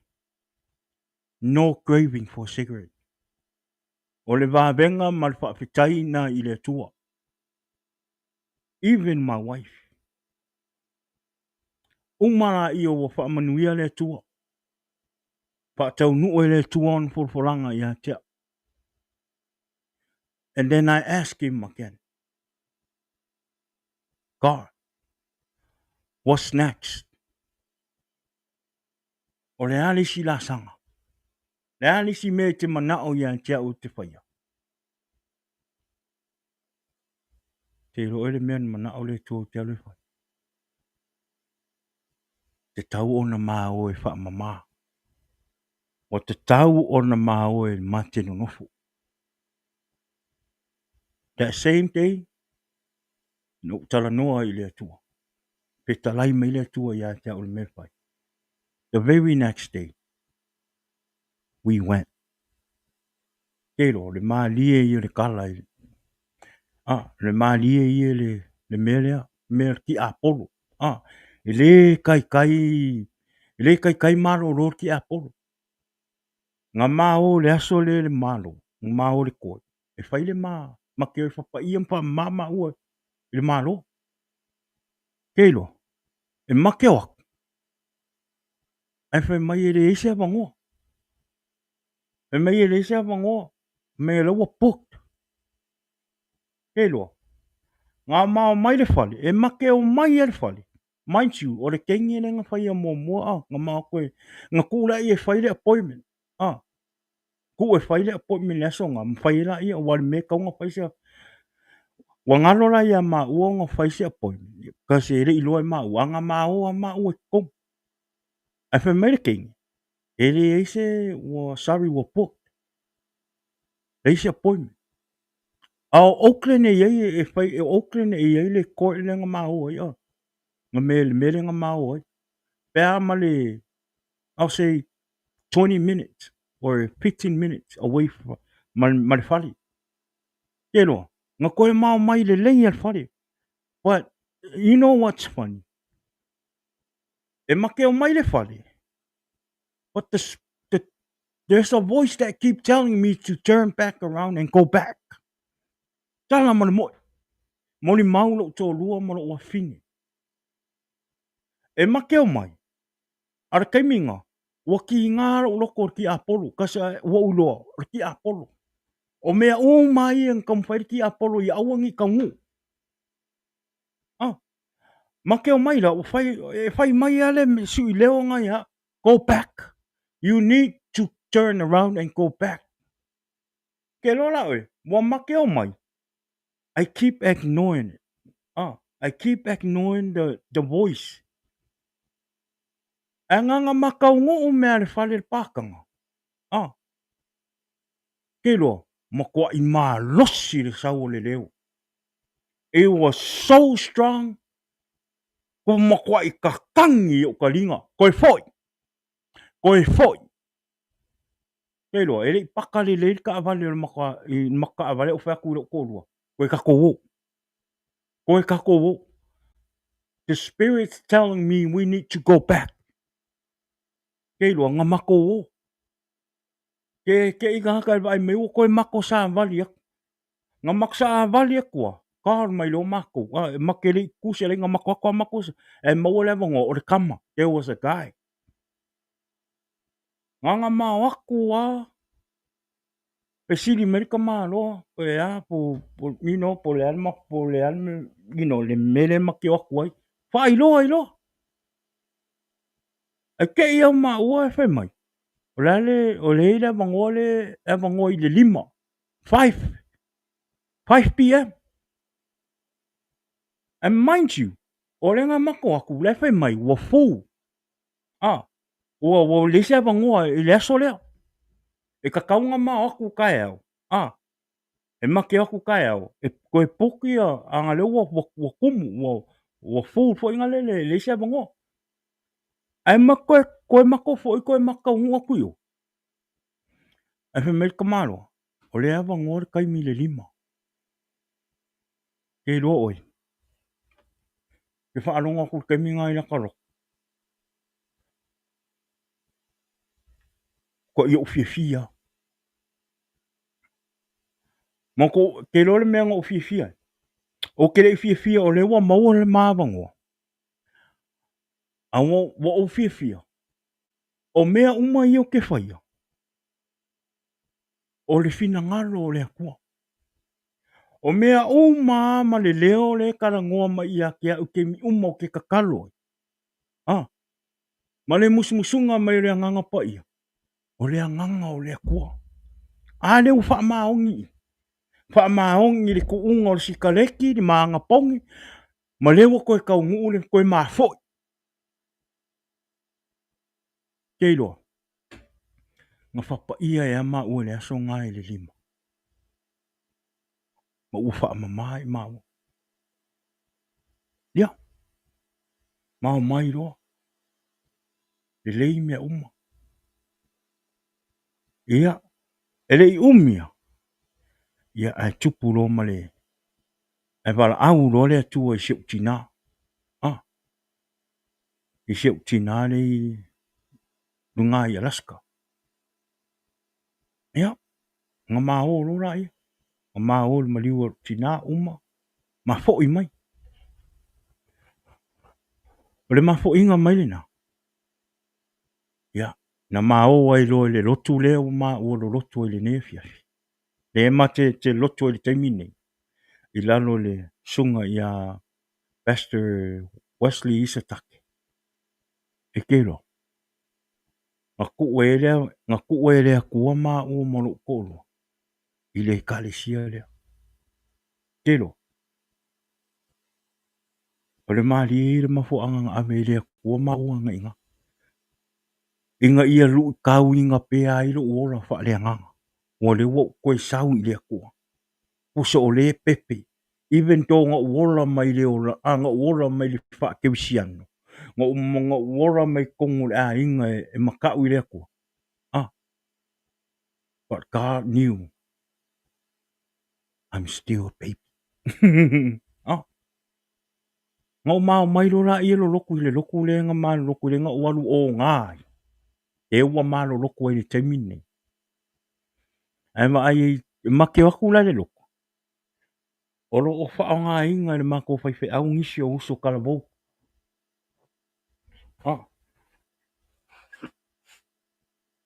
O lo o wha o ngā inga e le whaiwhi au ngisi o uso kalabou. E fola le upu. Ma kai loku. Ke lo e. Ma kwa ilu i kahua i alo ka ngaka. Kala man mo. Ke lo ele menga lu i kahua i alo. An fo i wa koe wha pupula e lea kua. O maka. Ile mea sa a maka mai e ilo ua oranga. Ile kū le upo lea kua. Mara kai. Te loko. A o rai kiki. E ongo whai aku. Ngo o ora mai le a inga e makau i lea kua. O le a inga e. Keusiango. A o ora mai ko kongo le makongo. A o Yesu pa leile whai mako loko o karabo. E keimi e kofi e mako. A mako la iki. High school. Ke o mai fo i high school. Kofi e mako e la unga le upu. Kofi e mako e. E whenga le kai le loko. Makulanga whapenga. O lea la wako e au mai e lea kua au i si mako loko lea. O wa'ai e loa ngai uso ma kua whaafingi e laiki. Ai whaonga inga e lea kua i langa luenga. Le ua koe whaapupula i o maka le meanga o a maka mai ei, ma ora mai ei, ma maasangi e leo ranga. Ma kua ilu i kawinga i alu kangaka. Ai kero. Sau ma le nganga pa ia whai mai a. Ke wa'ai. E ke koa i mea le laro rangi.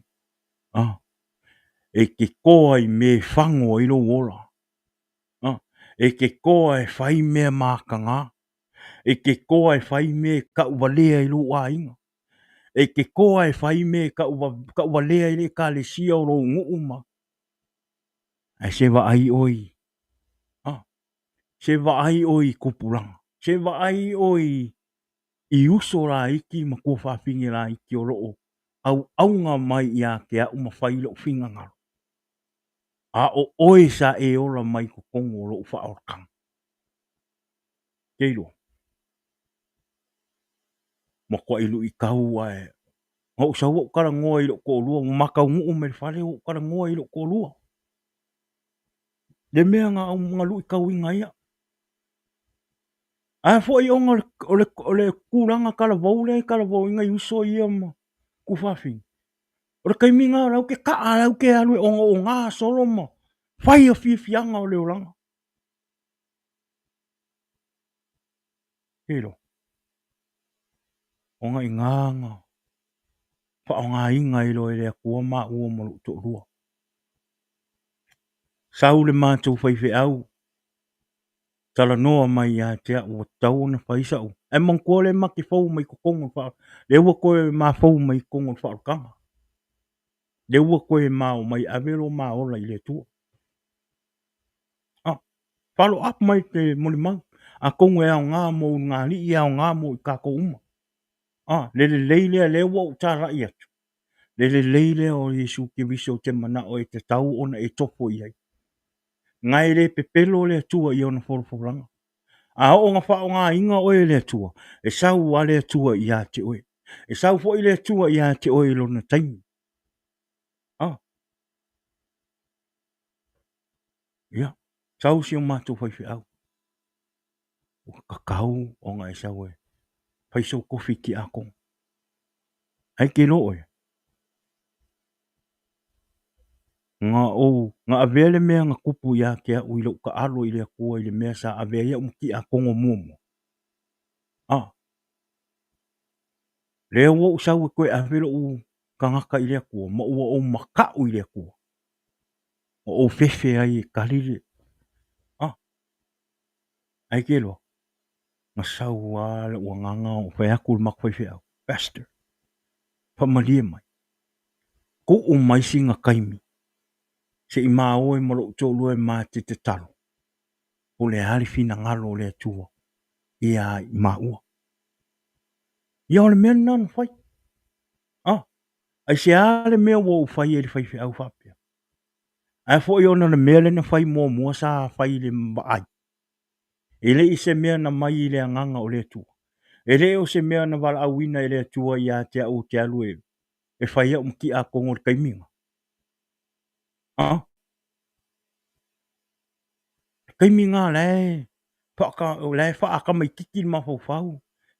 Ele o yeise makau i le kua le makua ma fau i e alu whaasolo a kua. Ar kaimini. Wa o makau i le kua. Ma ua o fefe i le kua e. Kere manga o e koe whaile mea kupu mua. Leanga o whai e lo le fefe au. Ko o maingi ngi aso. Se i maa o e maa ke kakalo i le kua. O le arifi na ngalo o le kua i a kia. Molo ko o lua. Because ele mawhai o ngā o ioe a kuia o ere kaimingi. Because I don't want to repeat what I did before. O lea. Whaia o ngā o le wa ai o le kangaka. Ia o tūlanga nan whai. A ko le lei ale masinga ma le afa. Masinga ma le afa. Makakalo i le kua. Ai ke lo oe.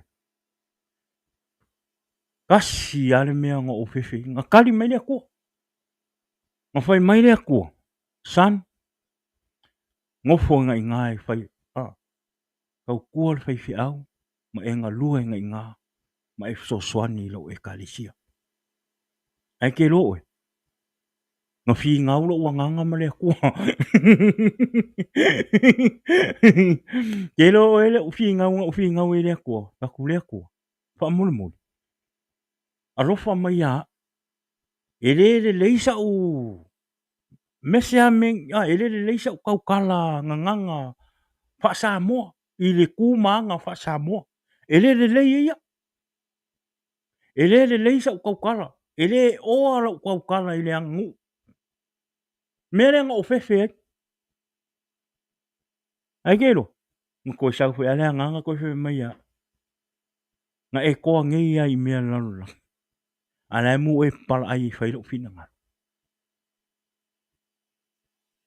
kero o nga inga ko su ya a ko ya malo ulo wole ai lo se fefe awa mawara le mea nga ba wako nga wo fai mai le nganga ya kia awa i ke popole ngoro fa ko mai ya kia o ke a winga fo i kanga kai so swangi ya ki oi ma awa i ke popole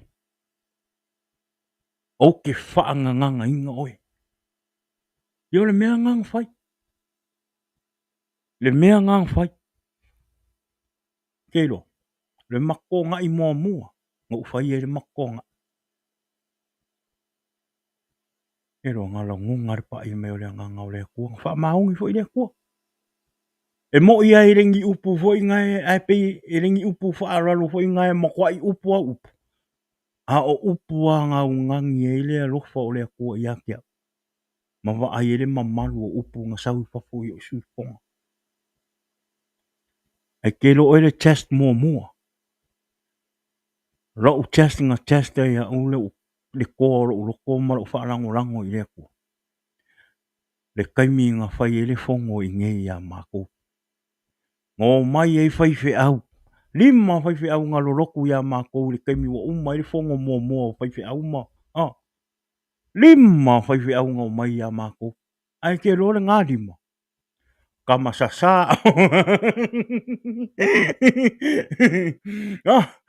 kama sasa o kelo nga u kakalo i le li i fa mo le moli pe so ai mai le nge yaso wo o ya o le fefe kelo e mo ia nga o fefe anga la ngonga le pa i me o le kua nga ronga le mafangfanga o le kua o lo le fale inga kelo wa kaka nga muli muli ak wo u ma fai fe au le kalesia le wo ai muli muli ak kua ai kelo nga u ma o ke muli muli ak inga lava sa u mafkanga ma le kua i sa u kakalo i le kua e ala i longa so swangi i a kia onga o le kuranga le wo o ai o le wo mai fai fe au ai pe ongo fe ak e le o au se tangata e o le tautala i le angangu ke i lo e o lo o muli mau ngai fai fe au ngai e le kai kai o le ki fam kala ku me ia onga le lofa o le akua ia ke oe malo fa kua i le akua i le ia se me fai ngaka i le akua o ang fa nganga i le akua oe o a upo fa nganga i le akua oe e la ngonga e kangaka kala man moi ia o le mea nga sa fa nganga inga o le ngaso kelo ngala ngonga umai fai fi au ngala ngonga i fai fi au ngala ngonga i fai fi au ai kelo o le upu a o le akua nga kaukala o upu mai le afionga le akua ma upu nga whaanganganga ea ue le akua nga ukaukala i ngaso kelo ngala ngonga umai whaiwhi au malama whaiwhi au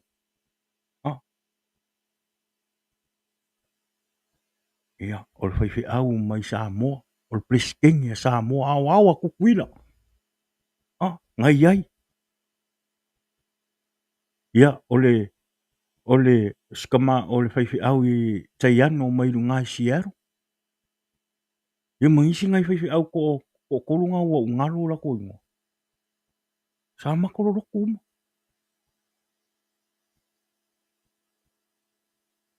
Ai keiro. Awa ke popole. O risi ngā wha o risi ngā me whailoa ku ia ki oi. Awa fo ingi a vea ranga ngu.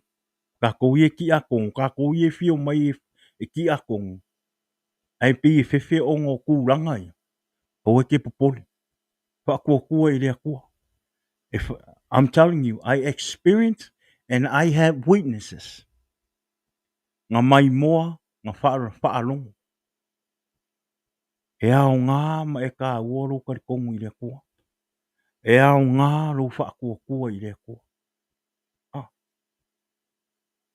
Ia, wha ngā inga lo ma ua maro ko rua. E whai maki a kongo le mako e karesia. Ai ke lo oile moli mau I piko sili on ka ua I le maa. Le kaiminge o ma le kaiminge. Ke lo oi. Wa fefe ki a polo I sahu I le maa inga. Kala mani mo. O mea ia sa ui e lo maa inga. Ai makere ingo ngofu. Ai makere I o mai koe avere ola I rea kua mwha maongi I rea kua. What it could happen. Mo ia e inga I mea ngai. E senga fo ingale. Just the differences between me and my wife. Se mea makere agree. Ese. Au waranga. Compare what happened before when we still out there. Not trusting God, not giving life to the Lord and serve Him. It's different from now. O le alofanga ma le alofanga o le akua ia umaro ainga. Whaamanguia le akua ia kia. I have stuff. Ke loa karunga ola me leo ranga. I never own anything. Ai ke loa. Ngei ia inga ua whaamau. O sau koe au maira ola I le akua. Ke le iu whaamanguia ngā le akua ia kia. O le alofanga o le akua. Ma le mongi ngā o le alofa mawhulforanga o le akua ia ki oi. A e fia I loa la le manguia lea. Aru I le akua. Ka kouka maa. Ka kouka maa ae manga o e manguia lo ainga. Alu mua o e ave o I le akua. Alu mua o e ke kookuli ma e salamo I le akua. O ngā whaamanguia leo le akua ia ki oi. Ma koe whaamanguia I loko o rua maro whaangau. O le moli mau ola le ngā. O le moli mau ola le ngā ia ki au. Ma le alofa ma le anga le lei o le akua ia ki au. Moro ko rua, moro ua whinge. Ke loa. Fiu ki a polo e sau. Wa le longa se me ui mai ki a polo e kau sau e whai le maainga. Le koe e se marusi anga ki a polo. Aisea. Ang fo I onga le ua mongi le maa alofa I le akua. Le ua mongi le maa au nganga I le akua. Le ua mongi le maa makau I le akua. Le ua mongi. O le keimi a ke mongi ai lumo o le akua. E mongi ai lau alofa I le akua. Mongi ai lau makau I le akua. E ke wa ai ai lo I ngā. Whaamangianga le akua ia ki oi maro a inga. Kala mani moi. O ke reo whai aku la ua kelengi mea ma ke maua. No. E leo le ngā, e leo le aunga nā o le moni mau. O le aunga o le moni mau. O lo sau e avelo ora I le akua. Ma e whaalongo I le anganga pa ia o le akua. Ma e kalia Yesu e avea mo wali I mo whaora. E ke wa ai e le alofa o le akua ma whamangianga le akua ia ki oi maro a inga.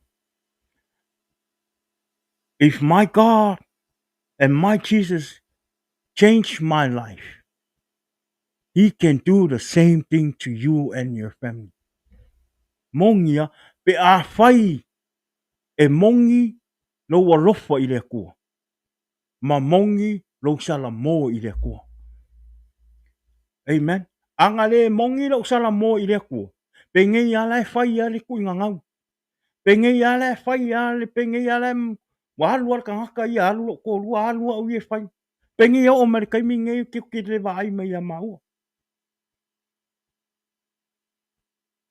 O le moli mau ora le ngai ka kau ia i ka kou kangaka fa o la inga. A fai e te mai moa mai le nei e fiafi. A yeise me le lei na fai e Yesu ia te oe. Alu e tā lai. Alu e whaailoa le lalolangi lo moli mau. Alu e whaailoa le lalolangi le lei ma le alofa o le atua. Le mea sa fai lo oranga. Because people need your help.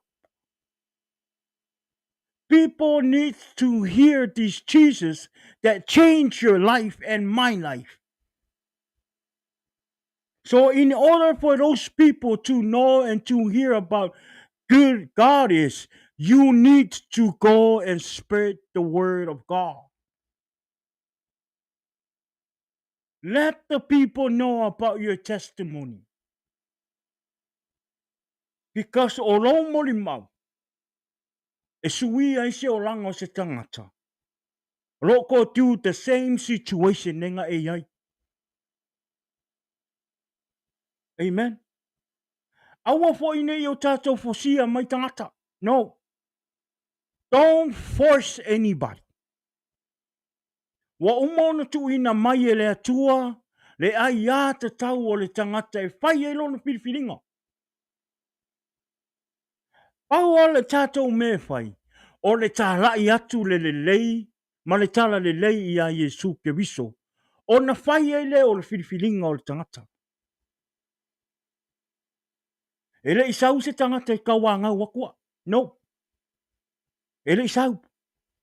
Nga o walu wa hau i luma o le akua o ke whako ese i le akua. Nga o walu wha o ngā lea wangoa te tau lea, o lo tuu mai e lea tua i a tātou. Tātou te sala mō ai. Ma toe o mai e mailo tātou a inga, ma toe ofo atu o tātou wora i lea tua. E le isau se tangata. No. Anga sau fo se kangaka. A kongo e au ngā e fau kua. Ai le ma fai onga e maua le alofa lea. Pea e le fai e se fai unga le lei. O oe e ke fai e le fai unga e ke malai ai. O oe foi e ke fai e le fai unga e ke mangui ai. O le vangoala leo te fai atu ai. Le tatou wha marosi ni nea fiafi. Ia tatou wha o ngā inga te tau le avanoa o lo tatou maua. O le avanoa sa o loto lo tatou maua e tatou te mai au auna i le tua. Peo no fai atu. E ia su isi atu nu. E le mawhai o na lato i eile sa o tonga le tatou te maua. E tatou te vivi sa o loto ai le tua. No, they don't have it. A le tatou te manatu maa i le avanoa lea. Hoi mai le tatou upu, le utala o le tatou upu. God is patiently waiting. O loo onosa'i pea le atua. O loo onosa'i o na whaatalitali pea le atua. Ilea. Ile upu ma le tala le lei i a Yesu ke wiso i a soo i le lalolangi. O le awala lale na. O le mea lale na. O loo whaatuai e o na fio ma Yesu. Ona o le alofa o Yesu i a te oe mau. Ina i a tatou maua pele avanoa. E tatou te sala mo ai. Ma avatu o tatou tangata i le tua. Aia. Ale tatou ta alo le avanoa lea. Ale tatou te manatu whaatau waa le avanoa lea. Le tatou te manatu whaatau waa i le avanoa lea. O le fesili. A fio ma Yesu le taimini. A fio ma Yesu le taimini. E te lole me te iu iai. E te lole me te alu iai. E te alu le afi pe e te alu le ola e whaapapau. Pe fai e fio ma Yesu le taimini. If God come tonight, if Jesus come tonight, do you know where you're ended? Do you know where your soul's going to go? Is your soul going to go to hell or is your soul going to go to heaven? Which one? That's why the Lord said, the Lord is not slow in keeping his promise, as some understanding slowness. Instead, he is patient with you, not wanting anyone to perish, but everyone to come to repent. Pasamo. For my ele fatuai mai le li I le mea na folfola ina mai. O le fio mai le o Yesu. Paapei o le manatu a isi tangata I le fatuai. La tau leu fai mai whaalongo so. Whaalongo so fai mai la a fio. A fai o ngai ke mawhau po lisi ngā o lisi le mafu anga ang kuai ngau mai ka ngaka I le kua.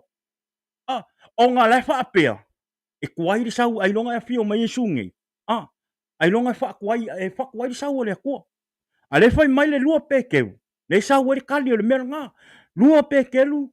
Fai upa to, mta upa tolua fai upa iwa fai mai.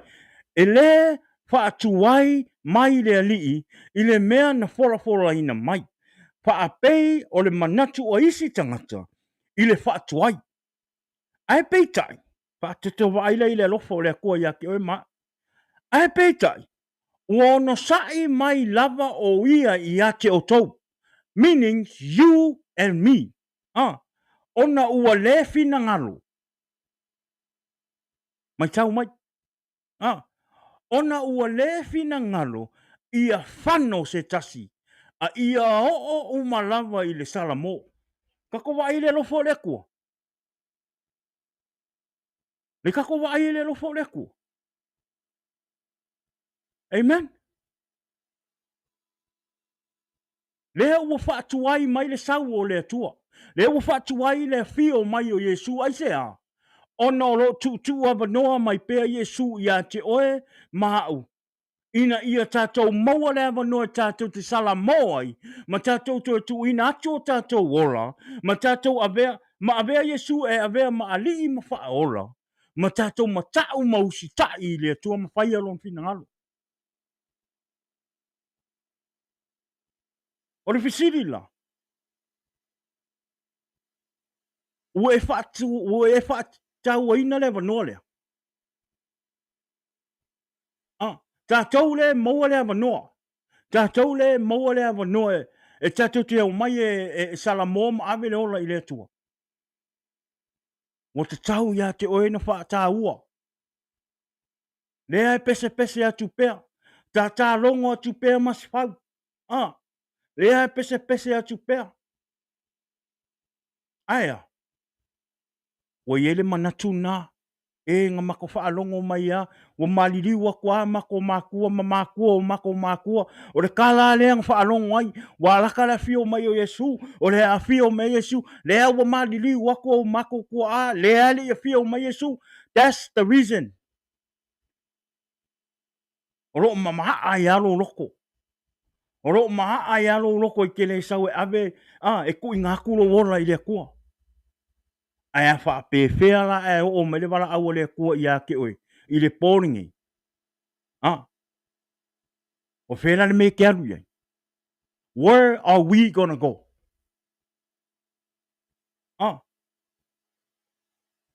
If we still sticking and thinking about that saying that we heard Jesus coming, every day. And what happened if you die today? What happened if you die today? Tonight. What happened? Do you know where you ended to? E te alu leo lai whaababau, pe e te alu seo. A whaila a whaapeo o tātou whaalongo I le tala. Aso uma.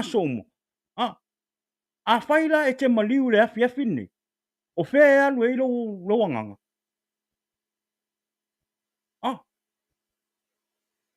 O tātou wa aila, e te tau o na whaataua ia tātou o na. Whaangale wa ngoa leo tu umai.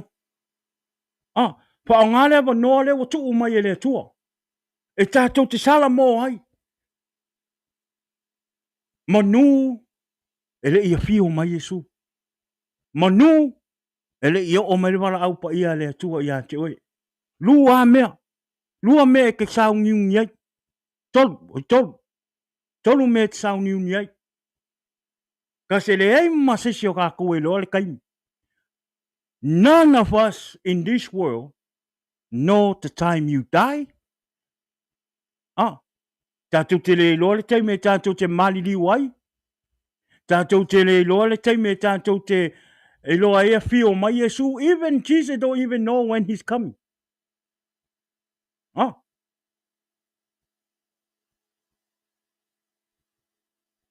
Ai ho o mai nei. A ho o mai mea nei. Ua uma o na sau niuni lau tangata. Ua e talia Yesu e avea mau whaola. Ma avea oe ma tangata whaolaina. Ua tia itu ina naunga o leo langa. Ua ia te oe le fia fia ma le oli oli e mafuta i le atua i aso uma. Ona e mauara ia le ora e whaavavau. Ona tātou mauara ia le manuia lea. E ono whai atu. Tele i o atunu. Olo o ere o iaile sa olo tonga le tātou te maua. Amen. Tele i o atunu o le lalo langi ere o iaile sa olo tonga lea. E isi atunu o lo te vai. Peye la rafi.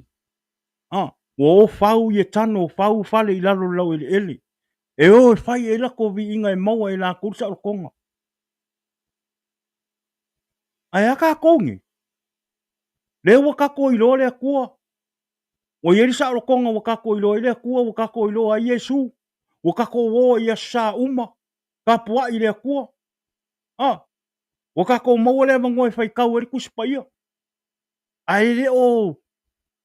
E le o whakau a inga e kako. Au le mangoa ngā le mo ai e o lo ngau. Lo ngau e maua sa o konga le vivi i le akua i aso uma. Kapua i le akua i aso uma.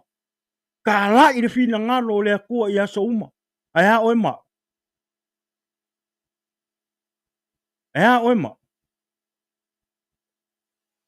Amen.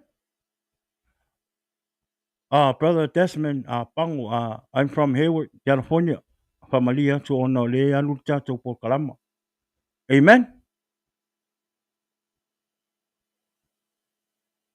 O le tangata nau, nau, se tangata e nau ia ho olo na a inga i le malo i le lang.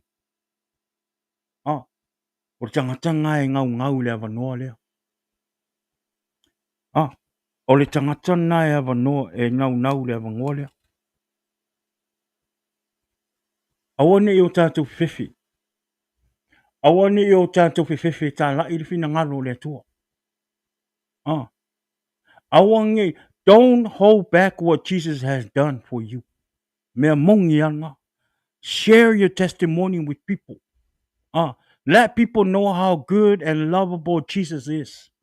O lau moli mau, i se mea le lei na whai e Yesu i lau olanga. O le moli mau ora lea. Amen. O le moli mau ora lea. O ame le lei e le atua, o alfa manianga le atua ia te oe malo a hinga. A whai e te iloa e se moli mau e whai ngale le mea le lei na whai e le atua ia te oe malo ai. Alu e tā lai atu. Moli mau atu i tangata. Tā lai e le lei. E le ma whai o na maua e tangata le matofo i le manuia na e maua e oe. Pea e le alu e tā lai atu wha manuianga le atua na whai a mo oe. Don't hold it. Don't keep it to yourself. No, you need to go spread the word and the good of Jesus when he save you and help you and turn your life around. Amen. Se ko au kako loko. Awa kake pala ai. Awa kake pala ai o loo au le akua mai kako. Awa fo i ke fefe i kala ka ngaka i fai mai ake oi. Let the world, you know, let the world. Kula ko e fai la ko. Mea la ko ke manga o ai e fai mai a kako. Pau wale mea kaulia. Fai pe o ele manga onga le kua. Fai e o ele manga onga Yesu ke viso le kala i aku o Yesu. Mangu e lei a fio mai e. We need to get a lot of soul before Jesus coming. Kako alo lofa. Awa fo inge o kako feika i ka ngaka o lo fie fai le ko i ngangau o le oranga. Please, awa, kako ka ngaka whaola inga. Ia kako alo lofa. I know, lau kara sao like I said, ngā kako ora uma mai ai le oranga leanga. Ngā kako whaia uma le oranga leanga. Ngā kako whaia uma mea ngā fie i o kako ka ngaka au kako i larulangi. E ka kere koe o mai le kua. Ngā kako whaia uma. E kako ke i loa fo i le ki ngā o le loko. Ma le maa o kako loko. Le mele ka kaunga kako i loa i kako ka ngaka ke visiano. E loa fo i le kangaka o le ke kama e whainga le i awangi e fosia menga le awangi e fosia ska ngaka. Awangi e o kako feika i ka ngaka. Ka lai perfina ngalo o le akua. O le anganga pa ia o le akua. Ngake ngalue le loko malfina ngalo o le kangaka. Ai awangi o kako feika. O le mea ngai kere ngā maa ai loko ka ngaka o rau ro'o leilo roa pe i meo le laurang. O ngā ua kako fosi, ma ua kako give them pressure. No. Keiloa, if I feel it when I was out there, they can feel it too. Lau kala mane mongi. O lisi au wala ngā, o lisi ngā me e wha maa ai loko ka ngaka e wha longo le upo le kua. Amen? It's just the way that we preach the word and the way that we represent the word of God. We have to depend on the Spirit of God every time we come and spread the word of God. So se kai mea ka ke o mai afoi, ka lai le fina ngalo le atua. Ia tatou whaalango i le nganga pa i o le atua. Awange i whai ai lungo le tatou i loa. Awange i whai ai lungo le tatou malosi le tala ingo le fina ngalo le atua. Ngau le mea mo ia, like I said. Ngā o experience inga le o langa. Me a o ora i laro langa. Ngā o experience inga le o langa me le ika i ka ngaka whaorokanga. Kaka kiwisiano. Even though I was raised in the church. O a o ka ngaka whaora inga. A sa o ora i me le laro langa. Ngā ki ngāra o loko i ka ngaka kiwisiano. Ai ke lo, o ke lo le lei ale mafuanga. I know it. I experienced o lea. It's just the way that we represent the word of God to people. Men now te whai atu ai. We need to depend on the Holy Spirit. Ka ke whaalango i le anganga pa i o le akua. E wār kala mo ia. O lisi lea mafu anga e maa ai loko ka ngaka e whaalongo le upo le akua. Me le whaata ua i ta, o le vai taimin nei. O ese au tupulanga le vai taimin nei. Amen. E leo peo vai kaiminga. A marosi mea le sau o launga. A kui mai a o e sau o launga. E te onosa'i a ma e kalia. Aisea. Ai fo i ngai ke lo le upu mai le kua. Ngai ke makau i le kua. But this generation lunga kako iai. It's not the same no more. Wa ese loko. O loko ka ngaka i aso ram ka ngaka ma au kupulanga leo vai kaimingi. E whai asinga ese. Amen?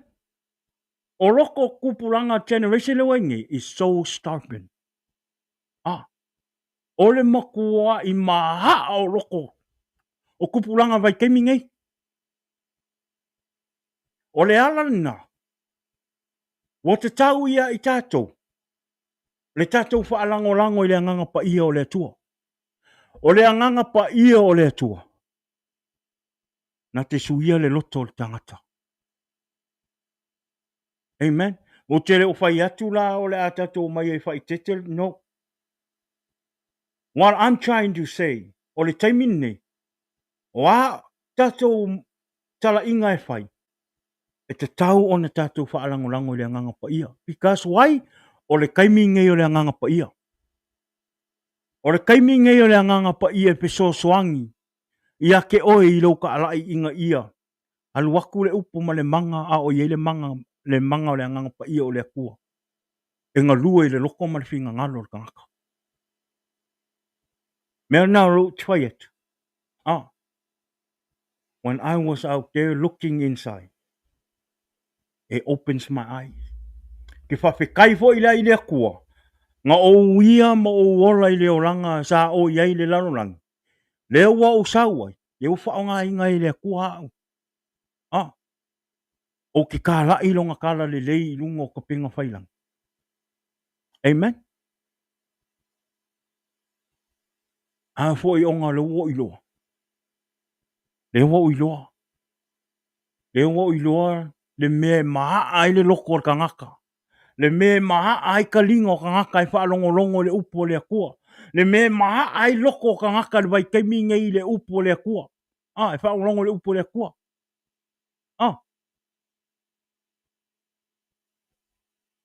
Amen. Ia ua o kangaka o kingo. E le o whaalongo mai kangaka o kingo I le e le o whaalongo whaaleanganga mai. No. O lai whaale kingo mai le whaalongo o kangaka. Kangaka o lai ora le tino. Paua kangaka le malama I mea ie. Ma le ango o le kākou kara inga. Ngā o kangaka o lai ora I le anganga o lai loa mea o le anganga. Pe o le alana. E te tau ai o na tātou whaitete. Because o le sa o rau tala ngoa atu. Le sa o uma mea le te tālai atu.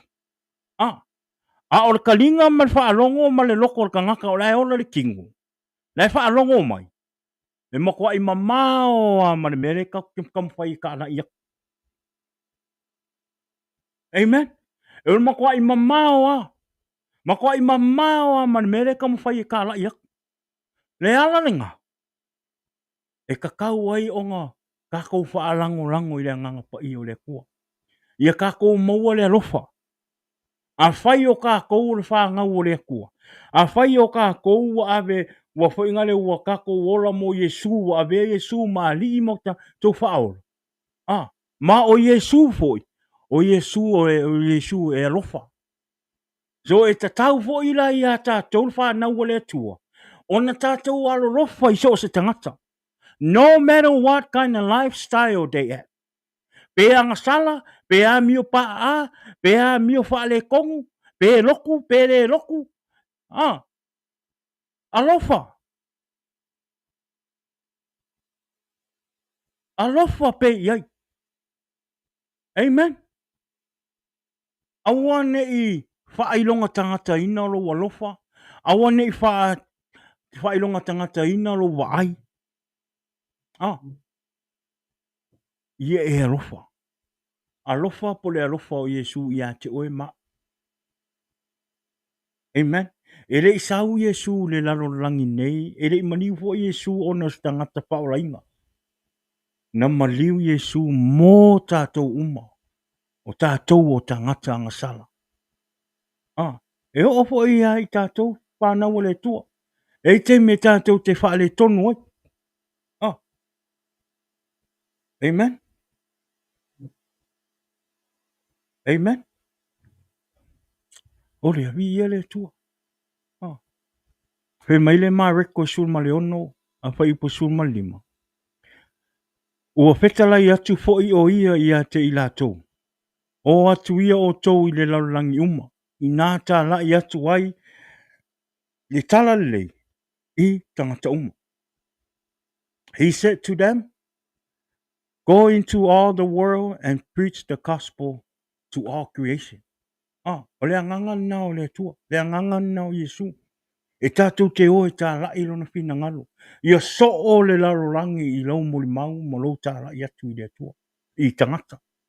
Pa I loa I tangata le leo Yesu I a te oe mo lo ainga.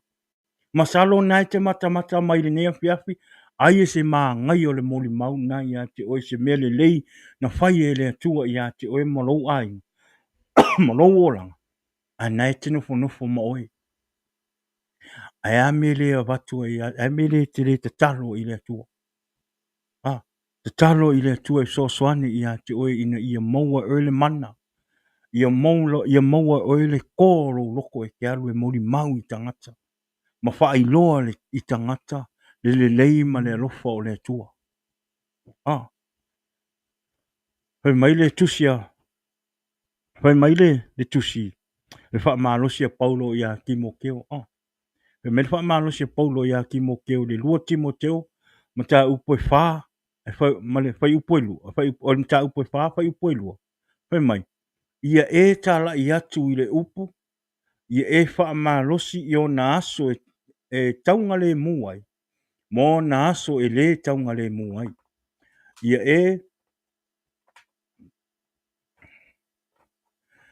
e fa tonu atu ia e a o atu ia e apo I atu ma le onosa'i.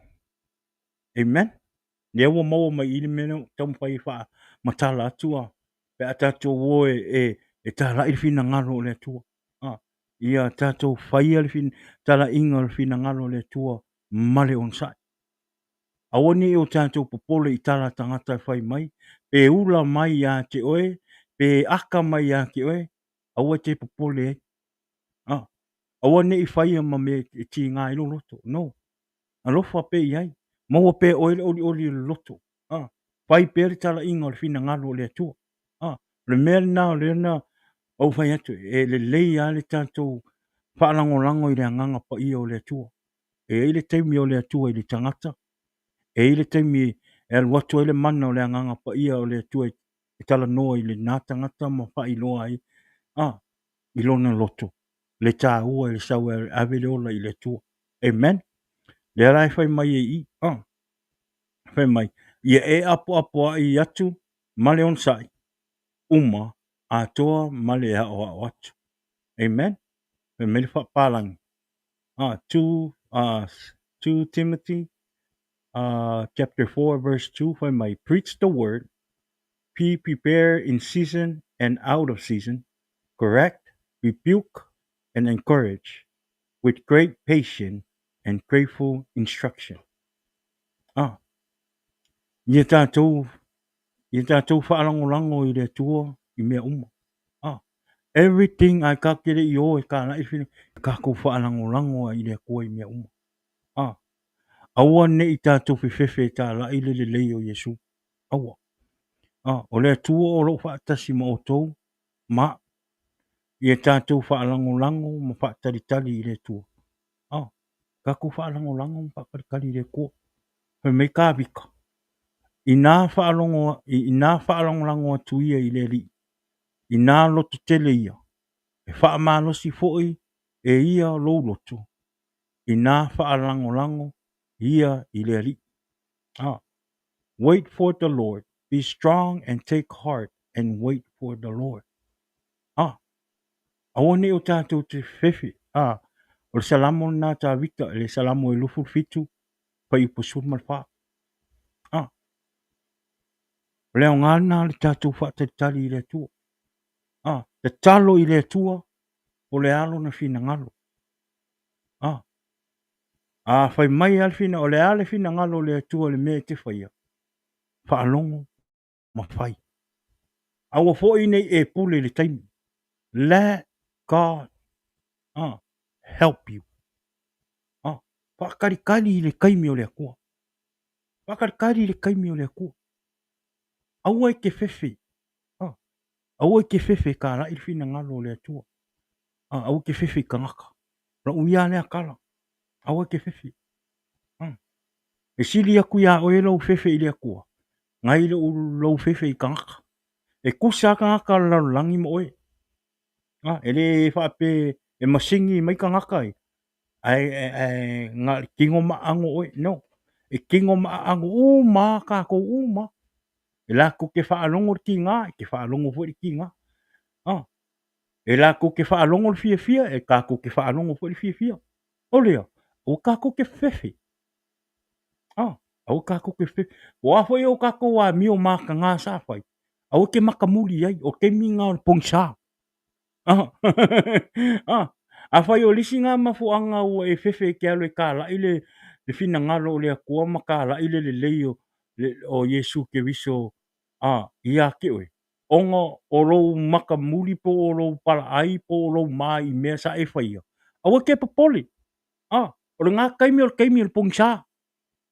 Le whai ma le leiloa le mkwa kaimi o le fianga. Ar kai minge wa sau wa avea oe makali i mongi le akua. Wa e fia i le akua. E re kakau ela ia ke oe nga e fefe. A o ke fefe i ngā mea. E iwa i a mea maka ngā ngā uwhaia. Ki re popole i ai o kaimi ngā i o kaimi le pongsa. Ki re koe mā i ai ki re o kangaka fau. Wa avea o makangaka fau. Wa avea o makangaka o le akua. Amen. He mele isai e fast food. Ia e wha umarika ko o maumul muli lea. Ia e wha umarika ko por kalama i le ngefia. Whafkai a eru ko onosa'i. Whafkai fo i le whaakasi mai lungo ka ko por kalama. Ai whai mai le isai e fast food au lona whai upo e tolu sunu matasi. Whai mai. A o e wha tali i le li. E toe wha fo wina lo la tau malosi. La tau te sisi ia e apa au e peio le aeko. La tau te tā momoe, ai le vai. La tau te sā wawari, ai le ti ngā ina. Me vai le lei merka kai whakarikari le ko. O le lei ngā pe ai whakarikari le ko. E pe ia o se masingi fo ngani. Wo ia ke o le koa. Wo e le koe fe mei peo ska peo le apa au le ai. Me ia e kamo e ke le sela. Amen. Ka ko wa ai le ma le rofo le ko. But those who hope in the Lord will renew their strength. Me wo ko mo. Me o le kaimi ai ki sau e ki sala mo ma koe avero wola i le akua. Ma avea Yesu mo wa lii mo whaora. E whai o le avea oe maka ngaka fau. Wo whafo winga mea uma. O lou ola. Wo ia ke oe le loko fau o le akua. Wo koe kuinga koe le akua ia ke oe le anganga fau. Ai whemea. Whemea koe renew your strength. But those who hope in the Lord will renew their strength. They will soar on wings like eagle. They will run and not grow weary. They will walk and not be faint. Te vai le lei o le atua. O le rofa mongina o le atua ia te oe ma. Amen. O le ala le nā. Roo wha atua i e le sau o Yesu. Well, maybe it's one of the reasons. O le rofa o le atua ia te oe ma. Le wha atua i o na sau Yesu. Nofo ma e ma fau te toa i ai. Ai mata mai le taimini. Tauna avero whaptai i le atua ma avero vi inga i le atua. Ona o le te maua pea le avano e te toi sala moa ai. Man aile i fio mai Yesu. Whameleu tala o tatou whaamalosi. God is patiently waiting. O loo onosa'i o na whaatalitali pēa le tua. Ilea. Ile tala lei a Yesu Kiriso i e so'o i le lalolangi. Tuli manu e whao le lalolangi. Olea. Hea o le tatou o whaamalosi le nā i ne e fiafi. Ia tu i tau i nā i fo i lau tangata ma. Toe. Ma fau te toa ai le atua. Ia. Ma fai se fai unga le lei mo oe ai. Le la wha umatu. Le na le ai fai mai le anga pa i e tauana fai lo atu. Le si wha manuanga le atua ia te a umalo. Malo ainga. Ole ele ma po kalama pe ono fai atu. Nga ma o le maliwa se tina i lunga i Alaska. Before we went to my mom's funeral, o umanga we plan le ma pisingisi. Le o umanga whaile ma plan o yei uma me whai ei tupe mo mea uma whapenga lai senge la masaungi whai pe a ma fo i mai. Pe a uma maliwa se tina. Hei keilo. Nga ma o ile maliwa se ukinga. Nga uma le maliwa se ukinga. Ma fo i mai. Keilo. Ese ale mea nga. Ele ole whina ngalonga o le akua ia umalo ainga le me makiwhaia.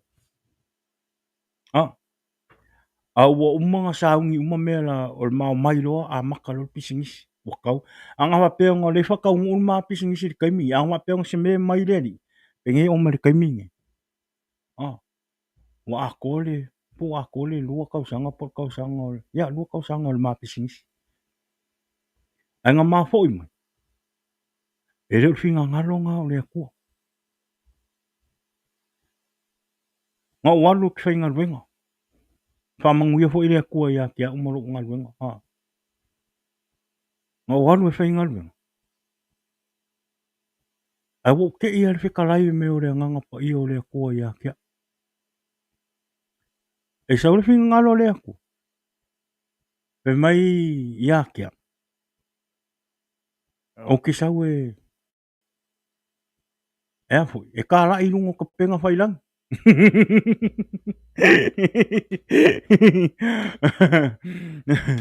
Na ukala man mong. Ngau whai akura ia ile akua. Ele fo. Ele o au se kangaka ka lai. Ele o au se kangaka e poko i kuspa ia. Ele kere. Ele se kangaka ngau ke le kuspa ia. E mako I know experience I mengi o ka lai mo. Pingalo le akua. E o fo I le whainga o le pokalama ma mea whapenga I lungo le. Mako a le eia ma se experience. O sau lo le whare. O sau le whare ke sau le whare. Le mako I kui mai a le akua o le mele. Le anganga o le akua I le mele le pokalama le. Aua le whai mai a aua kuule. Mako I wa ese a le akua o ngau e whaila o pisingisi. E o ilo ko lua. Mako I wa ese a. Basically o wa unga sau wa ile ali. O ka ungu me lo le whare. Ke isi mako a inga o ke la. Ke la kula I kongol poko. O le kam whai lo a inga. Le isio ko lua ke pia le kam whai fika mea le ma pisingisi. Ke il mako a inga. O ulako au whai aku kong whakuhan. Ele mea lo ki whikara ngoa I a ki oe. Ai marie lo roko. O le ka pisingisi. O le put on hold ka pisingisi. A mea le mako a inga. Ai sea. Le mua. E se le mea le whai mai rea li I a ka ua le mea whai. O le uma whing ngalo le li I ka ki oe. E ka la I rungo ka penga whai lang. Kilo mako ike ihal mako inga. My wife didn't believe that come out of my mouth. Amen. Wai malama le le mako inga ya. O usakanga ka e ma. Malama le mako inga. E pe ke. E ke no fa men mako inga. E ala ko. O fa chika fa ngolongo pepo le hal finga lo le ko me mga oya ka u. Ngai me o fa mai le ngang. Wala halu ngai yaso wa. Su nga ilo loko ma. Mele nganga pa ia le me fai. Kero la. Ma le aso ngi. O lisi aso. Wala au ke alu lungo ka penga ilunga o Facebook e siaki o Facebook. Ala musu mele nganga ya ke au ke alu mele le market. Le market. O ke alu au mai le mele fa kau me nga faia. Nga walu fa kau mai. Mora ule ilo pe ngo faia. O au moro ko lua. Ele aingi ma experience le fai ngo ngai me ilunga ka penga fai lang. Le por kalama le ko ke maka mai le afi ningi. O le por kalama o mea umma ia le faia mai sa poko. Po sa waka mai. Po sa o iloa. Po se poko fo e mako ainga po sa nga iloa. No. O mea umma ngai fai. O mea umma nga whaalongolongo ilunga le anganga o le akua. Le anganga pa ia o le akua. O mea umma nga whaasingo mai e le akua. O roa moni maule anganga pa ia o le akua. I kako por kalama le ke mingi. Le kou maka mai. Ako wa aingi kou wo le amakanga. O le kako por kalama. Ele ako se kausanga whakua ako kausanga ia November. No, ia December. Le tatou por kalama. E ako e le kasi kausanga o le kako por kalama. Aka ako wong i lai kua. Ilunga le YouTube. Ko le Facebook. Ko ke o i video nga le amakanga. E kau wha ngefu. E kau leanga le leo. Le kau amakanga. O nga lea. Ele eise mako e. Ele eise experience. Amen. O mea la ia nga waru whaakau mai le green. Le ia lang mea maka. Whaakau mai laptop. Mea uma. Kupe uma ia nga ku. Lisi ngā me mari. O kupe uma ia nga ku e whaere pisingisi. Le waru uma i mea nga waru whaakau mai. O laptop. O mic. O mea o mōli. Mea uma ia. O mea uma ngā whae. E alwe whaakau. E le rope whaafenga whae. Kero. Inga ua umaro o ngā whaakau mai umea. Ngo whairore, and I ask God, so what's next? How I'm going to do this? Kero, o ke osa kurunga Facebook. For some reason, out of nowhere, ke ia waso mai le app nga ilunga o Facebook. Na ukala mare mongi. Le ngo le website o ke, e whai ela me nge o pokarama. O le fesid. E si ame wa ke ia oso mai le kaimile o ke lakwa ilunga le. E maka ilunga o Facebook. Oso sa o mai ale mea ngā. Kero. Wa umaka le lei al whai ngole mea. Ngau sauro whai. Nga i ngā maka mai. Ia o le pokalama ngā o le software ngā ka o le Steam Yard. Nga maka mai e. Ara o kala mani mungi. Nga o woso kwa ilunga e maka ila o Facebook. Ai oso sa o mea o le mea mua nga mua so mai ilunga. O le advertising nga mai o le software nga o le Steam Yard. Nga maka mai lo. Ia. O le mea la nga whai. Maka e rea kua. E pokalama. Nga awinga mai fo ia e rea kua ka ngaka e sosoangi mai a o le amakanga pokalama. E o mea le kaimingi. O ro o iai ar ka ngaka ngā i kongo pokalama. Le sunga ia tara lei e se kia. He's in American Samoa. Le wai Samoa kaimingi. A o e se kia. O le ka ngaka mua renga. Sa whaima kia spika i lunga o le kako pokalama. Le kakala inga o le kako pokalama. Wa pau o le ka ngaka wa awinga mai le kua. Makelei masangi. Ngā makoro loku ngā siasi mai sko inga. Ai ke roa. Ngā whai mai a lea nganga ia o ke alu karangoa ia. E anga o lako o ngā karangoa. E rei ngā kalia mai e ko inga. Okay. Makaro. Lea la e o mea kaimingi. O le alu ar kako po kalama. O lea fo ia le sunga ia Esekia i lunga ar kako po kalama. O Esekia la. Ia. Le sunga ia talale. Ia. O le tako o kako hosinga i le sko ngai. Every Saturday. Make wa lua i ma le sunga ia. Ia, ele ngaka i rea. O sio ko lua. Ke lo e ko lua e le kai fifie i mengi. Le kai fifie alu ngei meo lai ma me wapenga. Ai ke lo. Ka lia e lo ko lua. Ko ui kualonga maha. Malonga fefe. A le ufa anga lo ko lua. E fai makako host le sa. Ma ke wa lua i le sa. Ia o le skofi. O le skofi a ia nga oa. O le ra ufa manguia i le kua. Ma wha ngā hinga i le kua ma ua i lungo o le kako po kalama. Ai ke roe. There's a twist. I le moni maule i kako po kalama. Amen. O le ra ufa i a kua le. Le ra ufa makala a kua. Le poko le kua i wha ngā hinga o le kua po kalama le i a umaro ko lua. Amen. Ngā whai le po kalama ngi. Mua. Ngā whai le po kalama ngi i a wha ngā i le kua maola au. Ma wha ngā i ka la i le u. Le po kalama.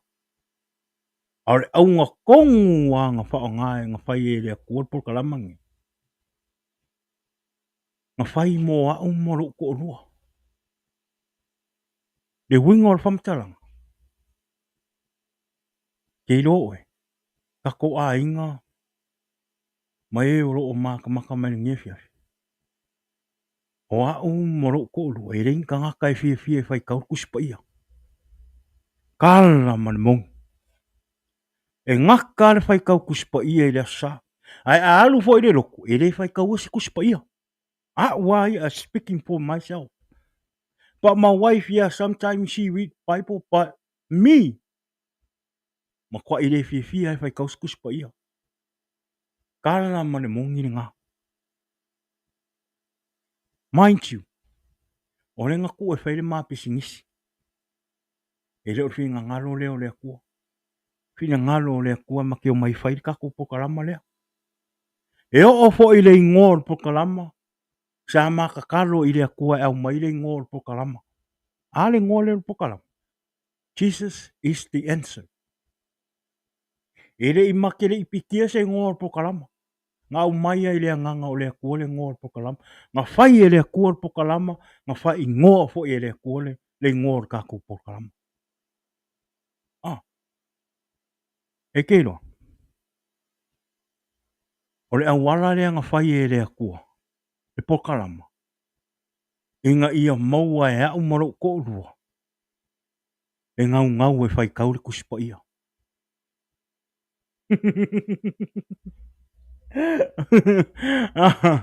O kako wa ai e au wala lea kua.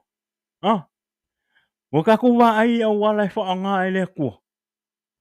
Lewa wa ai mei lea kua. O lewa maa hako e wakuro maa ora maro maa maka ngaka e ianga ia.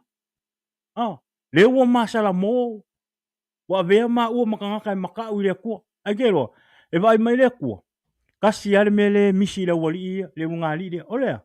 O le whai kau o kuspa ia.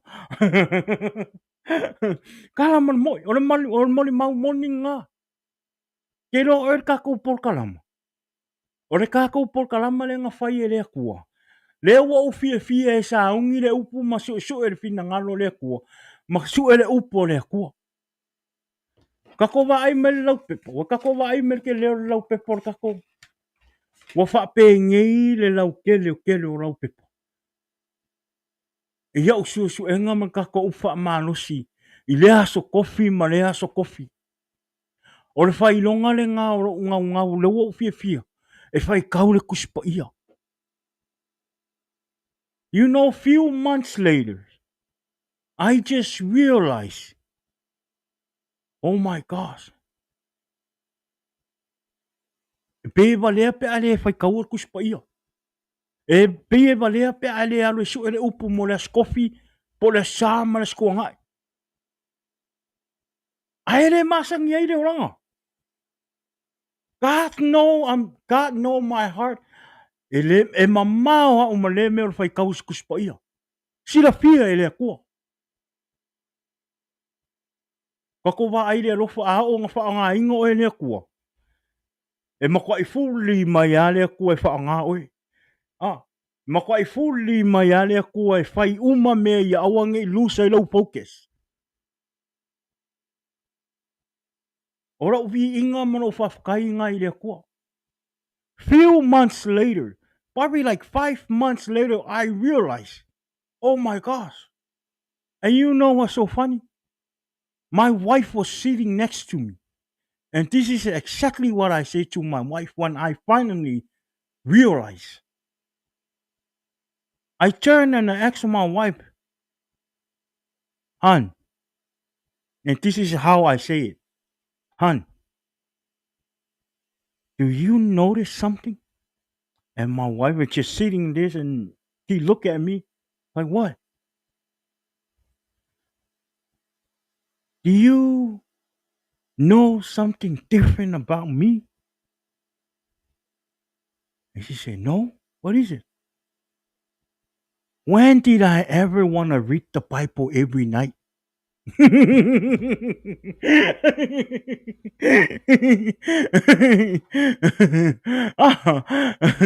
My wife was just sitting there and shocked. Because it's the truth. Ora mea mongi. Ora wa ia haure ngau ngau. Ngau ngau e fai kaule upu. Onga leha. Onga le ngau ngau inga ia maua. Ia whape ngā onga maua se upa malosi mō kākou. He didn't just put me to come and sau e whaka e kā lai le upo le kua ma without knowing the word of God. No. Ngā whai e le kua le pokalama.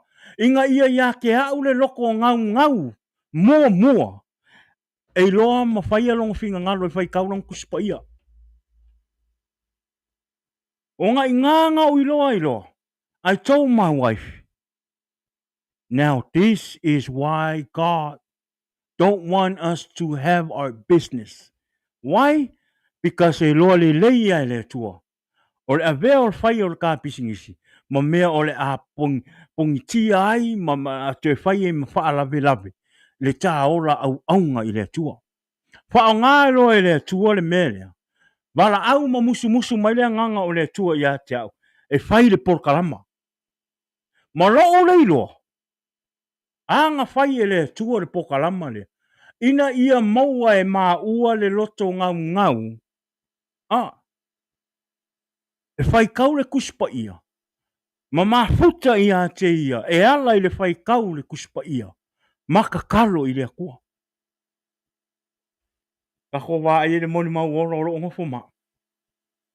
And that's how good our God is. E kai me ka ko ke manga o whai mele ka ke manga o. Ai loa e le akua e whaale kongu ai mai le lei ake oe. E ka ofi e le akua.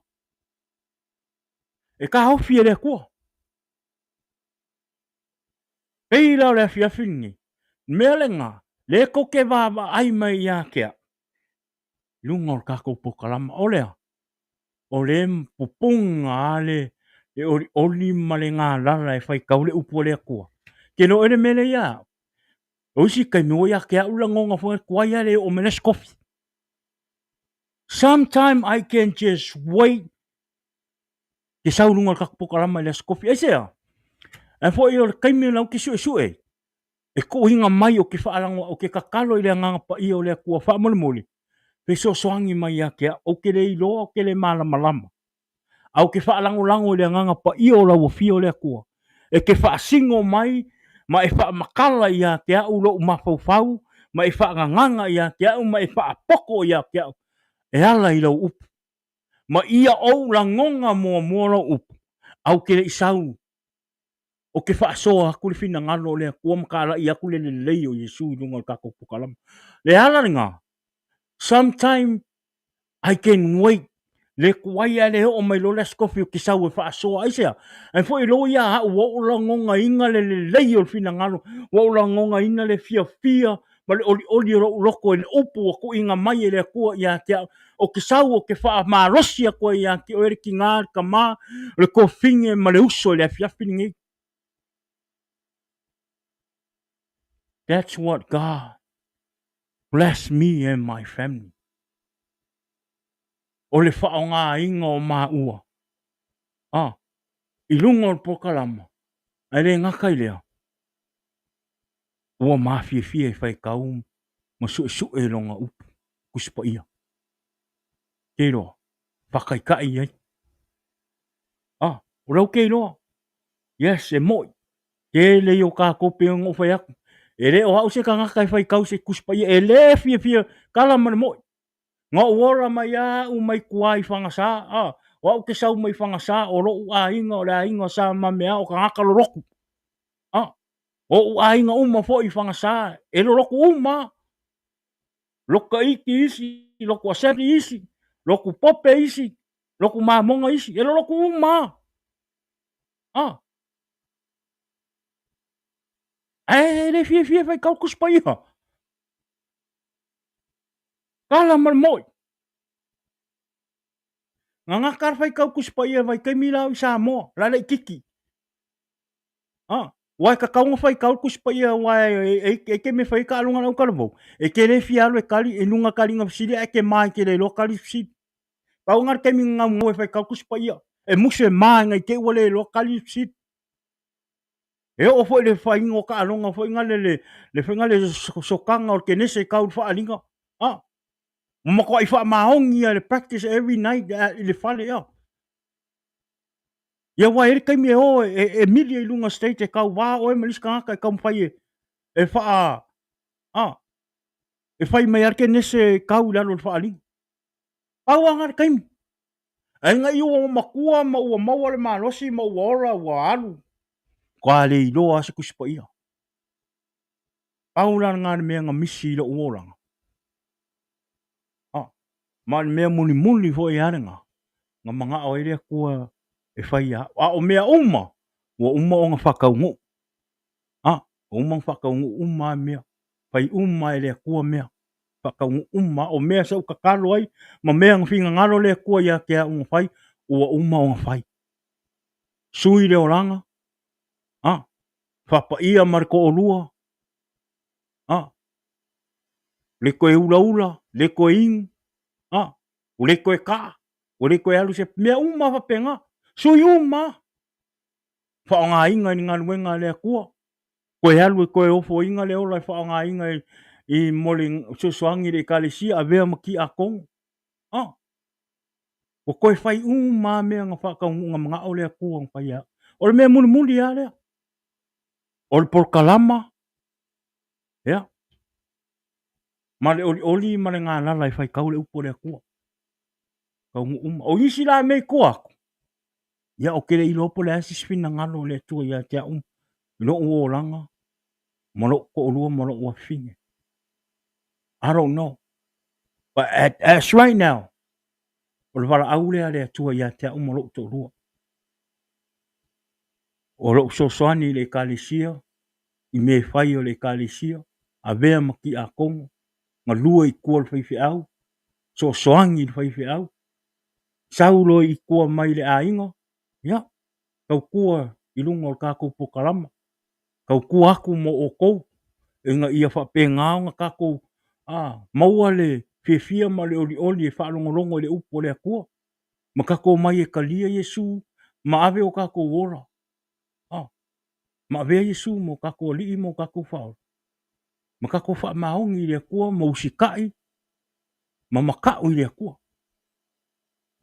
Ia o le vi'iga maualuga lenā i le atua.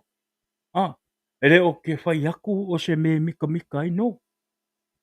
O le fai aku o le fa'ailoa. Oga o le moni o le alofa o le akua iā ke oe ma. Le kaimi ai ke sau ai ua avea oe makakafo. E lē kulafo'ia e le akua oe. God will always there for you. E isi kaimi e whaingale ke ia oe ua kukupu mea lelei i lou aiga. Ai ke le o lopo le ale mafuaga. Ke le o iloa. O le leleinga o le akua. O le leleinga o lo sau e ave le ola i le akua. Awange o kākou popole i le o le laulangi. No. E sili aku lau oa i me mai i le akua. Ma e oa i lo ola whaaleanganga. Ngā i lo mai maur kaimi ke oa ke i mea le laulangi. O oa i le laulangi e alu alu uma. Ai a ho i ang whamanguia mai le akua ia ke oe i le o le kingo. I'm telling you right now. A o nga kango mai le akua e whamanguia ia ke oe i le o le kingo. Ke whai aku o ka ngakai e, le kai kai, le kai kai, whaakusa kusa le oli oli ma le fia fia o lo roko, i le kaimi e masaa mai ai malilingi mai whamangianga le akua i ake oe. Kala man mo. O le leina o le atua. Amen. Ia e le lei le atua. Ia vi ia le atua i le nea fiafi. Ia tari tonso le le wakolu. Wakolu i ku la o le kākou por kalam. Me ma ngai o le mea, e whaalango o lango i le anganga o le atua. O le kākou whaasoa le nea fiafi, kako wa ai mai. I le ako se kolu. Nga le kele o lau, i le ako se kolu o le kākou. Aonga o le anganga o le akua. Ma ngai o le mea, whaalongolongo i le anganga o le akua. Ia o le vi inga e whaafo i le akua. Awange ia i kākou le vi inga. A o le vi inga e whaafo i le akua. Amen. Amen. Sa o leile. Wale tua ia pole tio fine fo ia ailua. Amen. God bless you, sis. Ia. Whakalofa ko i le uso ia Gary. Maro Gary. Ia. E vene ngai kaimi ia. Ngai kaimi Gary ia e wakua i le congratulations o po kalama. Jesus is the answer ia ti o i le uso. Ia. Ono le. Ono ua whapena ona e la sia nisi wa mea le lei o lowo langa malo ale aftai congratulations to you so male tolua te tonu ia ona wa o malu aso fa ia i o ia i le ivili mai sa invitation ia o ke alo fa pe ia o ia me ka ulia uso fa kai le kua uso kasi la mea ngai misi. Saulo para. Saulo ka kewe kau koe avere ola i le kua. E ngō whai aku. I le au ngā mea laulangi. Koe o mai ka ke koe oe wha maongi i le kua. O mai. Very uso. Ya. O loo soifua le kua. Kari kongu ke leis wha mangianga le kua ia ke oe le uso. Ia ai o loo tari mai le atua. Ia o le namia ia e pule ai lau sungo. Pule ia lau sunga ia o le uso ia e moni le lofa. Ia. Ai tatu e oe ave u tatu ola i le atua. Tatu wa ai wha mangianga le kua. E ese a wha mangianga le kingo. Ese wha mangianga le kua meo le anganga. O le kingo nga o mea le kingo ai ke e wha mangia ia ke oe a. A o le anganga o le kua. Ma le au nga i le kua. E whai o le manguia i le kua o le anganga. O e wha manguia i le kingo. Meo le kingo. O le maangaianga o le ora au nga i le kua ma le sau e ave le ora i le kua. Ma le wha manguianga le kua i le kangaka. A o le kingo. O wha manguianga le kingo ai e ma me le kingo. Ngā o le kingoa. Ai ale anganga. No. E oki le anganga. Ngai fai mai. O le ale o ngai kako ke mauai mea ma o ngi laula. Ai mai mauai o kakua. O ro koe sau e awiro ola i le kua ma koe wha maungi i le kua. E whai ele wha manguia o le kua i le anga. O le kingo fu. E o singa ufa malosi na i le nei afiafi. Ia e wha manguia kele le kua i le kako ainga. Ma le kako mafukanga i le nei afiafi. Ia e momoli atu le anganga whaapitai. Ia o tau malava sa o tau mata mai ma tau whaalongolongo mai le upo le atua i le nei afiafi. Ia whaamalia atu foi pe a whai wa ise upo sala i lau whaalongo. Ia e naona malu ia vei whaleo la o tau whina ngalu. Au le anganga ia o lo tau au auna le tātou pokalama nei afiafi. E i o le upo ale atua ia e moni ma le wha mauni. Mai le alo fo i le upo le atua. O a mea o lo o a upu ma tala o lo alu atu. Ia. O le anganga pa ia o le atua na te whaalama lama ia te o i lo roto malo whina ngalu. O le ia. Whaatai le nea fiafi, whaatai lo whaatasi mai, whaatai le whaatanga ino le tātou pōkalama i luma o lau living room le nei aso. E le ngati lea po tono lo ta avale, lunga o lo telefoni, tono whalwhainga luenga, whaatai te lava. O lo uanganga, mo lo uroto le tātou pōkalama. E le o le toa tele, ai le o malo isi anganga. Amen. O le anganga o le tātou pōkalama. Peko kasi, peko lua, peko kolo. Ai a mangu malo, ma mo le anganga fau, ma le i le atua. Ma talia Yesu, o le mea pito sili na. E le o le toa tele o le au matamata. O le toa tele, a o le mea taulia. Ia maua si anganga fau. E ufo ina atu, mo le atua, mo lona wha o le tanga. O lea, lo maua pe le tātou wa manoa, lo maua lo wa manoa. Te talo o i le atua, wha mangalo o wangsala, to tuli o vai, ma e sala mo i lumo le atua ma le wha maun. Te ria Yesu, give Jesus some time, a chance to come in your heart and speak to you. Amen. O le ia, whamanuia te le lawa le atua le nea fiafi, i tātou a inga lotu, o i tātou a inga tātou por kalama, o le Jesus is the answer le nea fiafi, o le kako a inga loko, ka ua kako o ka ngaka loko, o le ia, ia manuia le toe aso le nei fo i vai aso le aso for reile, manuia pe au manga luenga, le aso a tae au, pe au a toile ola, ma le malosi, ia ai taritonu ia o le tātou upa malosi le nā i ne fiafi mo oe ma ia o le anganga na o le atua o lo mana o ia tātou iloa ma mauti noa o lo onosa'i pea le whaataitali o le atua o lo onosa'i ona whaataitali pea le atua i le ina so o le lalolangi le upo le atua o lea wha o ngā tataulo wa manoa Junior ta ale ia whamanguia le koe ia ki oe le uso. God bless. Mahalo lava mo le upu malos. God bless. Thank you, brother. God bless you. Ia le ngaka i lea tu fine. I loa.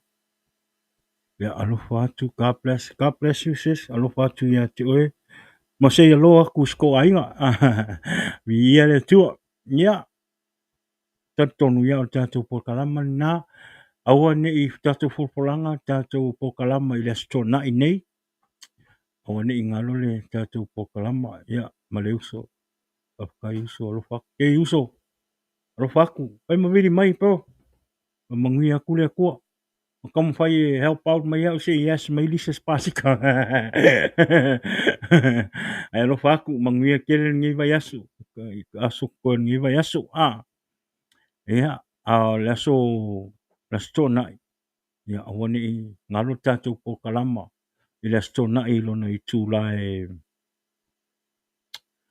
ongo i le afiafi ia au le luanga i Amerika Samoa ia pe ona u fai atu fai loa atu ia o le uso o le tama ia tala lei ia o loo i tutuila o le tama ia tala lei ma te vaalua ia so uma ia stona i lunga o tātou po kalama ma o ia fo i tu tasi atu e le tātou po kalama i le upo le atua ia a le ali fina ngalo le atua ia i sa ufa so soani ia e mawhai na ufa o popo ia al po kalama ia le stona ia o le sunga ia tala lei ia o le kako host le ngā i le tātou po kalama i le stona so wane ngalo tātou mai tātou te mafuta tātou whaalongolongo i le upo le atua ia o le hafo i se fina ngalo le atua mo i tātou i le stona ia sa uni i tātou o tātou loto mo tātou tangata ai tātou te le i o atu i le sa tātou te o tātou te mafuta i le atua i lona whale tā puai